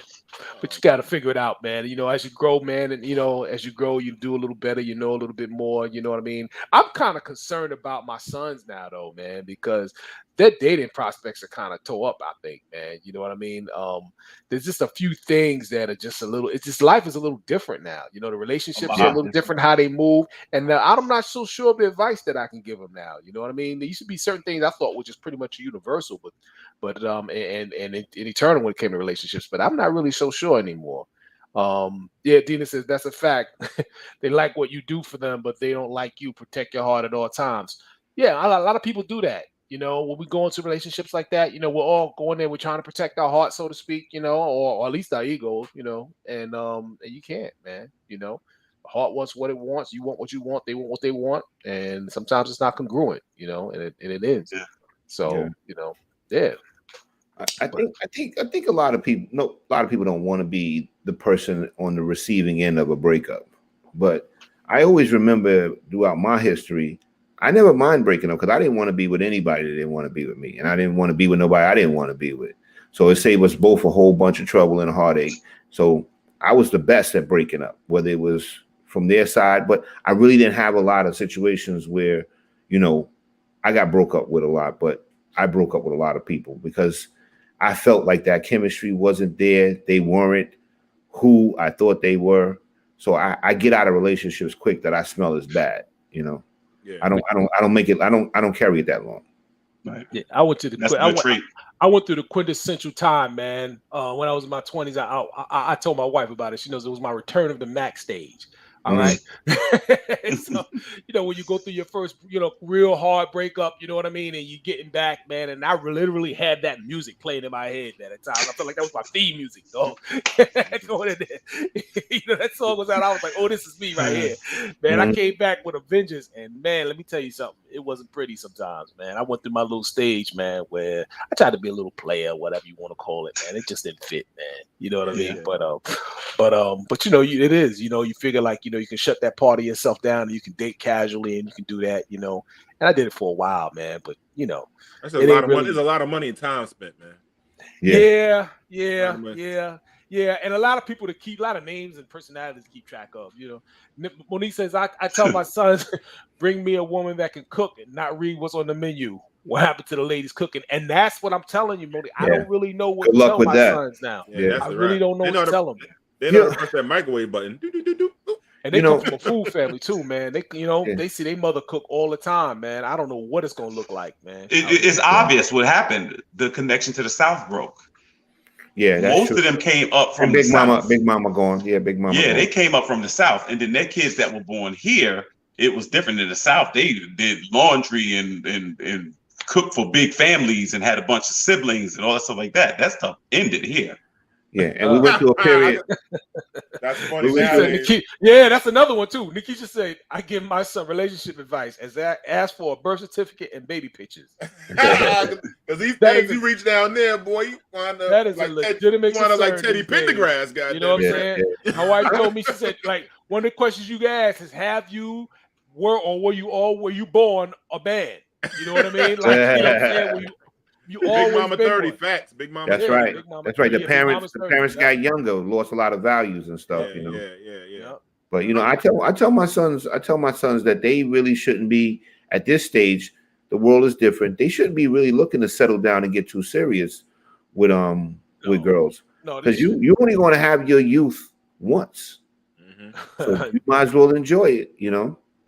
So that's a very, very good point. Yeah, you 20, you 19, you know, how do you look trying to settle down at this age? It doesn't even make sense at all. But you know what, Rodney, I think also, and I think this may be fair, you can tell me if it's not. I think the era of hip hop, when it came to a certain portion of glorifying the gangster, right? Glorifying a certain image of especially black males, it became very appealing because it was marketed, it was packaged and things like that. The idea of the guy that would work and take care of his family and things like that, that was considered kind of like lame, that was whatever. But literally, if you remember in the 90s, when you walk down any street and there was 7 dudes selling drugs outside of Bodega and this, that, and the third, that translated into videos and into music. And I remember the songs, I need a roughneck and I need, you know, this, that, and the third, and all that stuff like that. It was kind of marketed. That wasn't really sustainable. In other words, I think what happens is if you can kind of delineate between manhood and being a thug does not represent manhood. Being a thug is survival, but doesn't represent manhood. And I think what happened was that it got skewed. So if you think this dude is good because he's a hustler or whatever like that, why is it that there's multiple girls going up to Rikers Island on Saturdays pushing strollers? What about him made you want to have a child with him? Well, when you see there's a woman that's attracted to that type of man, then you realize she's also attracted to drama. So if you're not that, she's already letting you know who she is. So that's not even somebody you should even be messing with. You know, I believe in when people tell you or show you who they are, believe them. You know, that's who she's attracted to, and that don't fit you, then don't mess with that. Keep it moving because she's going to give you problems. You know, you don't go into relationships thinking you're going to change somebody. Cool. You know. Yeah. Right my thing with going back to the topic for me was heartbroken was when the women that broke up with me that went back to their husband. That shit was hard. That shit was no. That shit was that's no scroll. That's no scroll. no. That shit was hard, man. That's serious. Now I thought about it. Now I'm telling you some real shit. Now I gotta think about this shit. This some real shit. This shit is How really, dare she love her husband and go back to him, right? boyfriend. Yeah, this The shit nerve happened. of her. This shit happened to me for real, man. This girl named Leslie, man. We was Damn. sleeping Hey, together. names out there. Yeah, but I ain't put the last name out there. Okay, Little Trini girls who put these tricks on me and shit with us singing little voice. You know, Trini's talk. They sound like black leprechauns and shit, right? so The scroll is coming somewhere. no. I remember this shit vividly, man. It was around like December sometime, no, November, right before Thanksgiving. She's sleeping in my bed now. Literally just woke up in the morning. Hey, listen, this is my last time. Come on here. I said, watch this because I'm getting married next month. What? Yeah. Left me hanging? How dare you, woman? She was getting married. So I was like, yeah, she hurt my feelings. So that drove me to go to the single parent support groups. I started going to the strip club. That's a single parent support group in the strip club. And I had to help those ladies out because we both are now single out here. I didn't have the kids, but you know, we both out here in the streets. But that's the time. I'm serious, man. That hurt my heart when she broke up and went back to a man. Well, I think. Go ahead, Rob. You're right. No, D. You know what? Help me, sister. Help me, sister. No. I'm gonna sympathize with D. You know what I'm saying? And I know you're gonna say I'm wrong, but I'm gonna sympathize with D because I can relate to what he went through. Exactly. Because you got to realize that was like the perfect, convenient relationship for D.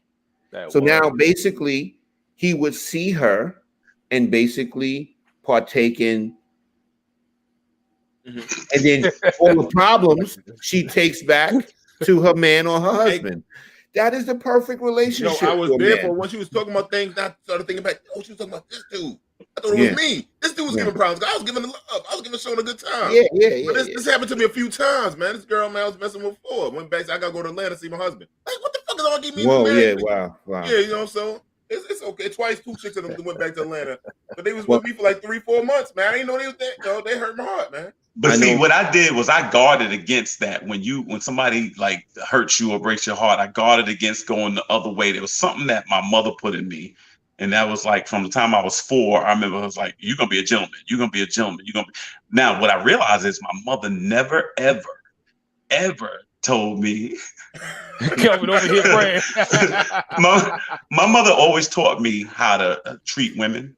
Never once told me what happens if they don't reciprocate. Now, my father was like, don't be no sucker. Don't be no punk. Don't be no this, that, and the third. Fathers give you that protection. Mothers give you that affection. Yeah. And I think that's what they usually do. That was the dynamic. And so my mother taught me, you see a woman come through the door, you open it, you do this, that, and the third, blah, blah, blah. You never hit a woman. You never this, you never that. But she never talked about the woman out there that's foul, that would treat you foul. So what she taught me was offense, taught me nothing about defense. So, I mean, I'm in there buying flowers and this, that, and the third and getting played out. You know what I'm saying? And then I asked the girl, where you? You was simping. Yeah, you was simping. I was simping, right. I'm sitting there treating the girl right. I see next minute she done drove over to D house at the Trinity Park. You know what I'm saying? Exactly. Like that's what I used to like messing with girls when I knew they had a boyfriend because it's easier. But when I didn't know it, caught me perfect relationship. The perfect relationship. The perfect relationship is always to creep with somebody that has somebody. Yeah, because it's less problems. Exactly. You can't call me 11 o'clock at night with your man then. Yeah, exactly. If I had the perfect name, my nickname is Didi. Everybody calls me Didi. So the girl always plays like I'm a gay homeboy named Didi. Oh, well. If he got the phone, I'm like, hey, what's up, guys? All right. Okay, I'm pulling for a scroll regardless. Yeah, I think it's this guy. D. Now, I'm going to withdraw my support, D. I'm not. I'm not. Yeah, I'm withdrawing my support. I ain't dressed up in the dress, but you know how to play that role, bro. No. I ain't want to blow up the There you go. I'll get up for that. Because you breaking the man code. You can't be saying stuff like that. I didn't want to blow up over our spot because we both got how the man get on the phone protect my boo, my side boo. But you know what? The truth of the matter is, I often wonder: do we really know how to love a person? Like you got to kind of figure out where Thank you you, learn. Monique. Thank you, Monique. See, I ain't deserve a stroll. See? Man, don't wake up the baby. She's sick. Don't wake up the baby now. Where do you learn? You take a young man from a lot of our inner city neighborhoods or communities where maybe their father or somebody's not there as much. Well, where do they learn how to love a woman? Where do you get the idea to how to love a woman? How do you learn how to treat a woman? Look at some of these young boys at the bus stop with their girlfriend, stuff like that. How do they learn how to treat them? From social media. Oh, yeah, that's a good point. I had a guy want to sleep with me the night before his wedding, and I told him, "Have you seen my husband? He was short and not my type." But wow. But they don't have love music anymore. Yeah, right. There's no love in the music. Like we could say, even back in the day, you learn from hip hop and R&B because you learn I was talking about that song. It was like AFR, ICA, and Golden Sweat. It's about Africa, right? You learn from those people. You learn from Chuck D. You learn from, even though Luther was on the other side, but you learn about the love song, how to make people feel Fred Jacksons and all those kind of guys like that. Learning now. Now it's just like, they pop the pussy open, wet, drop, and wop, wet, whatever. So. D, I think you definitely have a good point there. I remember having a conversation a long time with my wife, and she told me that fucking is not affection. And I said, it's not? And so I was, I was taken back by it. But the thing is, the point is that in this group, hey, leave little Luther alone, goddamn. I'm down with little Luther now. Or Luther, not little Luther. This group today thinks that fucking is lovemaking and all that stuff. Like, there's a lot more that goes along with affection. You know what I'm saying? Yep. But I think that hip hop is well, it's not hip hop, it's rap today that's influenced it, and it's got a very negative connotation about lovemaking and sex. Where we grew up in an area where basically we had songs where a man is talking about caring for a woman, how to make love to a woman, how to treat a woman. They don't have that. Right. Exactly. Go ahead, Derek. Go ahead. No, she said even when the dad is in the home, they're not taking the time to actually talk to their children about how to be a good man in a relationship. Yeah. My kids see us all the time, man. You know what I mean? I want a steak sandwich. Little Luther need a steak sandwich, Dina. I want one so bad. No, he said, I just found out this year what Mary Jane means. God damn, it was subliminal. That's funny. That's funny, Mo. You too goddamn old not to know what Mary Jane is. I wish I had some damn Mary Jane right now.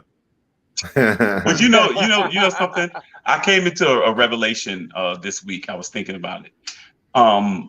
I can't consider myself part of hip hop culture. Like what I looked at hip hop was entertainment. That's what I looked at it as. I didn't look at it like, what I'm saying? I had parents for that. Like I didn't, because I noticed there's some people that is like, hip hop is this and Chuck D raised me and this one and that one, stuff like that. I looked at it like I liked what they were saying, but it wasn't something that was like a governing body in my life where some people, it became that. Some people literally looked at like when I think J. Cole had a line, he said Uncle Phil was the only father that he knew or something like that or whatever. I thought about that. Maybe there are some people that look at role models that they've got to find somewhere because they didn't have that. There's a deficit somewhere else. But I'm glad I didn't really have that. So when I saw... You're fortunate. Correct. You grew up in a two-parent home. That's why. Very fortunate because the kids nowadays, that's why the kids in the gangs, when I'm talking to them, they think that's family. They don't understand what family really ever looked at. So that's the closest thing they got to family. So that means I'm not mad when people say Chuck D raised them because Chuck D was actually a good surrogate father. Correct. He was a positive. He was a positive influence. You take examples where you get them, man. I've gotten good role model examples from a Walter Mosley book, bro. You know what I'm saying? And I had a father and a mother. You know what I mean? But even still, with that, I got from Malcolm X. So Malcolm X. So fantastic father. Compared to if you say Young Thug raised you, then now you're in trouble. Now you fucked up. Well, see, think about that. That's what I'm saying. How misogynistic was? I mean, you look at Luke. I remember watching Teddy. What was it? Rex and Effects, whatever it was. All I wanted to zoom. Who was that? Rex and Effects, right? Yeah, it was Rex and Effects. That and so Terry Riley in them, right? Right. So you think you go back to Freaknik or some of these events that happened where it was like talk bad about Freaknik. The female, talk bad about that shit. But I'm saying, like, the female was kind of the prey, right? Like that's just what it was. Goddamn right. like Snoop Dogg said the other day, he said, "Do you mind? Do you want to take it back? You call them bitches and hoes?" I said, "No." That's what it was. God damn it. So go ahead, Dub. Let's finish your statement. Right, but what was the collateral effect damage from that? I don't know. And I don't care. I had me a good ass. I'll tell you why they got rid of Freaknik. Why they get rid of Rod? They got rid of Freaknik because Atlanta was becoming the #1 rape capital because of the week of Freaknik. So that's why they stopped it, because their rape numbers would go through the roof during the time that Freaknik was there. Kelvin was there. Goddamn, that's right, dude. He was right there. Kelvin knew about some Freaknik before he met Freaknik Jesus. was one of the best events ever known to black man. That's just better than black church, goddammit. I'm gonna pray for you, D. Hey, Shawty, you in Atlanta, friends, brother. You in Atlanta now. You know how good Freaknik is. You went down there trying to start it up right now, goddammit. But I think it all coincides, because what happened is we didn't get away with it. In other words, somewhere along the line, the relationships, the respect between black men and black women, it dissipated somewhere. And I'm not saying that's the sole reason, but you can see this constant erosion where I don't trust her, she doesn't trust me. We don't, it's more like opponents than it is, people who work together in a lot of cases. Well, the goddamn child support court is one of them causes too, goddamn it. That's probably true as well. Don't blame it on good old Freaknik. We all came down to get our whole family, and I participated 101%. I would never miss Freaknik. Goddamn it! I'm gonna go back for a reunion. See these old fat hoes. Here you go. There you go. I'm waiting. There you go. You know what I noticed? From the analytics standpoint, it's always in the last 15 minutes. Like you got to get it in, But no, I think early on, but the main question though is as far as love to somebody. I think again it has to deal with relationship, and the way you treat somebody. You do that. Oh man. The way you learn to treat somebody and stuff like that. And you think about your first date. Like I was thinking about my first date the other day, the first real date. I was 16, she was 21. I drive to her house. You was getting raped. It was funny. I drive to her house. Getting raped happened to you, man. I had my first car. I had a 1980 Oldsmobile Omega. I drive to her house. My car is smoking. She's like, "We'll take my car." I'll take her home. We go to a restaurant. Now, Rodney and Derek, you ever heard of Chateau Lemire in Lindenhurst? You ever heard of Chateau Lemire? It sounds expensive. It was, but I saved up my money. I was ready. And I go there, man. It's on the bay. It's now like a catering hall. It was a restaurant back then. And I remember just having that experience to go out. Now I realize I'm 16. Looking back, I'm 16. She's 21. I mean, like she probably was out of some sympathy or whatever like that. But I'm like, this is the one right here. But at the end of the day, I just realized my father or whoever tried to prep me. This is how you handle this. If the bill comes, I'm thinking it's like a diner where you go up and pay at a register. I don't know. I'm all messed up. But somebody has to usher you into manhood. And I think right now we don't really have that as much. So the relationships are going to suffer that. A lot of our young men out here are in survival mode. And they don't really know. Yeah. Rod is over there crying. But no, one thing was like I can't go to Freaknik now because everybody ain't a woman, right? So with that said, the Carolina Panthers hires his first openly transgender cheerleader. His name is what? Christine. Hold on, let me go back here. Justine Lindsay, right? Lindsay. Yeah, Lindsay. Yeah, I think that's what it is. Yeah. So first, shout out to her for being so bold, coming out doing that thing, being the first transgender. I'm not watching halftime. Yeah, because you know why? Because what if she does a cartwheel and her balls come out? Oh shit! No, it could happen. No, it could happen. As much as I agree, it's still got to be a scroll. If we don't give you a scroll, then we got to apologize to D. It's got to be a scroll. All right. No, but it's possible. They wear those small little leotards or whatever. Something can fall out the side while she's doing a flip or something like that. I mean, it's there might be kids at the game. There might be I want to hurl. Let me tell you something. I read the story. I looked at the picture. I'm going to tell you, and I say this with no fear of retribution. I say this with no fear of retribution and repercussion. It disgusts me, and I'm going to be honest with you. It disgusts me. I'm sorry. It disgusts me. It disgusts me. Didn't get that wine ready. It disgusts me. You gotta get it ready, Tina, because it disgusts me. No, true. Sean is right. It's kind of strong, yeah. Kind of strong. Or if the Panthers get low because of injuries, she can jump in and suit up and get in. Yep. That's might have an extra DB. Yeah, she can suit up. I just don't. I don't think it's right. I just don't think it's right. Why you think it disgusts you? Because I don't think it. Well, it disgusts me obviously because I'm just a man. I'm just a heterosexual man, so it disgusts me. I'm just honest with you. I'm not gonna sit up here and try to hurt nobody's feelings. I'm just telling you how I feel. The person feels and I don't even know what to call a person, because to me that's a man. That's it, and that's all I can see it as a man. And what I'm saying is this: now, if you want to feel like cheerleader is misogynistic or something like that, then get rid of all cheerleaders. But to add a dude to it, because I want to know, where does it stop?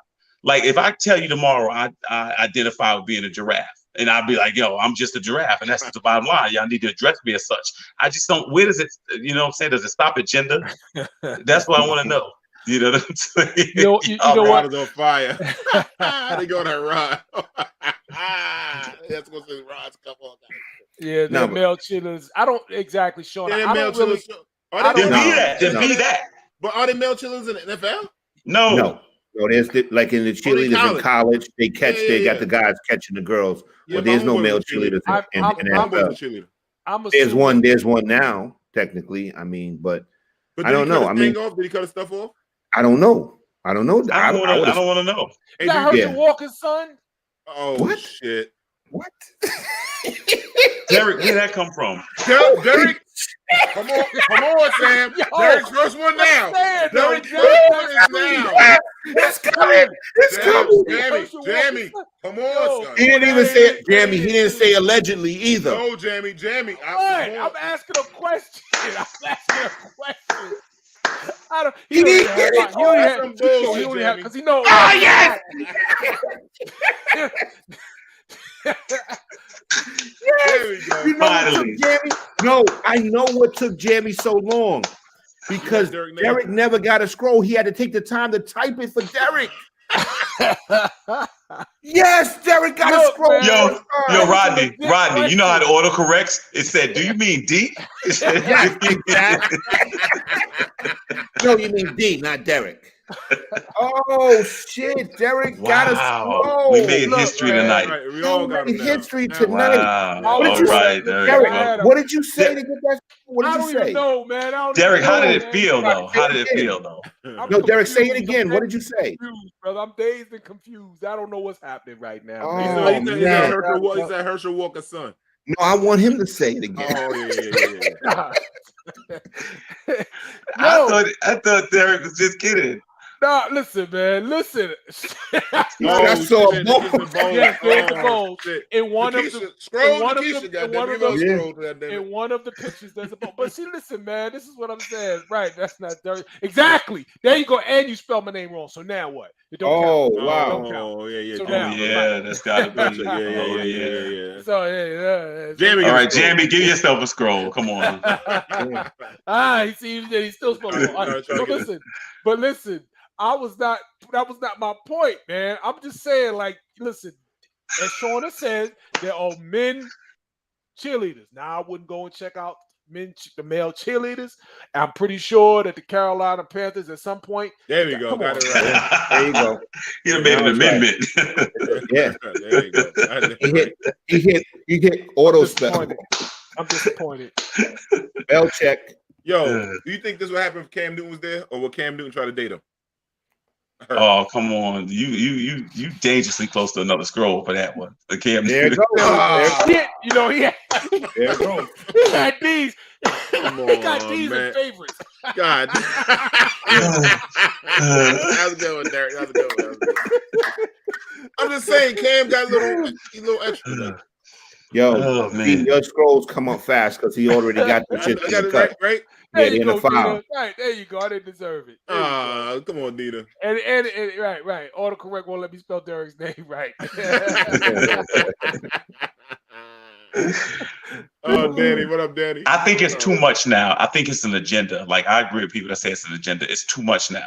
It is just too much. It's the easy pass for that. And so this person gets to go into the locker room with the ladies and change. Come on. I don't know how they got it set up. I don't know. Yeah, we don't know. I have no idea. No, they ain't got no special locker room for no one person now. No, that's person in it because they're saying the person is a woman now. I'm more offended. I'm more offended by transgenders in amateur sports. That's what I'm more offended by.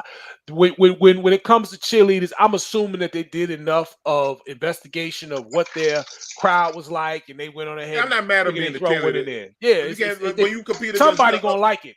Yeah, but you compete. It's no competition when you competing against girls like on a wrestling team swimming. That sound like that you blowing them out. Like, come on, man. That's what. And I'm not against trans. I want people to live their best life to be free, but I just think in the sport arena, I think it's kind of messed up because if you go boxing against a woman and knock them out hard, then to go try to fight Floyd Mayweather, it's a different game. Yeah, it's a different game. So it's like I don't like that, man. Yeah, no. Somebody gonna find that attractive, bro. That's just real. That's just and somebody not, and then somebody that's not is me. And I'm saying I want to watch the game. I don't want to see the halftime show now. I don't want to hear it next minute. For some people, it's not even the cheerleaders. To them, it's just cheerleader. They don't. I mean, we find something attractive about. We like pretty women, but some people really go and. I wouldn't want to go as a free agent. I wouldn't go there. Well, the thing is now there may be some confusion because now we don't know who's on that cheerleading squad. That's actual women. You could pick the wrong one now. And you got women where like the sports thing. And it bothers me because here he go. Give me a D, and there's no D in Panthers anyway. All right, I got it. Jamie. I got it. Kelvin got to get a scroll for that. I got it, man. I can't front. I got it. Oh my God, Jamie. Dude, hold it over to the next show. Then. Let's start with that. Oh my God. Oh man. I mean, listen, Kelvin. If Carolina Panthers will give me the most money in the league, I'm taking the check. I just ain't got to look at them. I ain't got to date the motherfucker. That's a good point. I'm gonna get the check. I don't care. That's a good point. Ain't gonna bother me. Ain't coming at me. We good. Thank you. Kelvin to get the scroll tonight. That's bull. Shorter, you was thinking it though. You was thinking it. I'm like Keron. I'm scrolling for the people. Yeah, exactly. That's what trans people need to compete against each other in competitive sports. Physiology is what it is. But they don't want to do that because they want to make me her. Exactly. Oh, damn it. No, I'm dead serious. That's what it is. Jamie. That's what I'm saying. Have your own league. No, why I'm fighting back. I'm tired of why we always got to be the No, I'm old school. That's right. Gotta sit here and deal with this. No, we got away with it. You got away with it again. Yeah. Thank you, brother. Jamie ain't giving Kelvin no scroll tonight. They must have been agreeing to this shit tonight. I didn't get one tonight. No, ain't see you get one yet. Man. Yo, so all three of y'all got one and I didn't get one. This is a first. And Derek, I got 3 minutes to run the clock out. Yeah, first is Derek got a scroll. I didn't deserve that. I didn't deserve that scroll. Yes, you did. I'm sorry, man. You know what, Derek? I don't think you did deserve it, but we wanted you to get it anyway for never having one. That's what it is. But what he's referring to, Herschel Walker's son is a little mixed up. And I'm not saying because of his sexuality, but Herschel Walker is mixed up. Correct. Commercial. Herschel Walker is a head case. Right. That's what I'm saying. He got CTE. He just ignorant. Yeah. He was ignorant before they hit him. Yo, Yo, Herschel Walker talked like the dude on Fat Albert. I don't like quit with waste theory because it's at CBS and TV. I'm like, what? Yo, how are we gonna give me the retroactive scroll? Like I can't front. I thought I was free and clear. They told me that every time Herschel Walker goes up to the podium, he thinks he's getting the Heisman Trophy. But he's still growing up there, think he's getting the Heisman Trophy. Word up. Thank you, everybody, for this Heisman Trophy. They go, no. You're running for office. It's not a Heisman Trophy. Look at Kelvin's face. They gotta come get this dude, man. Oh, man. But without further ado, tonight was fun night, man. We had a good time. Thanks, shout out to our special guest, Keron Alleyne, tonight. Thanks for everybody in the chat tonight. This was fun tonight. And people, the LGBTQ people, don't have it. We just having a little fun, little jokes. We ain't hurting nobody, and we support your causes. But we just don't like the see the balls fall out from the cheerleader. But anyhow, on that note,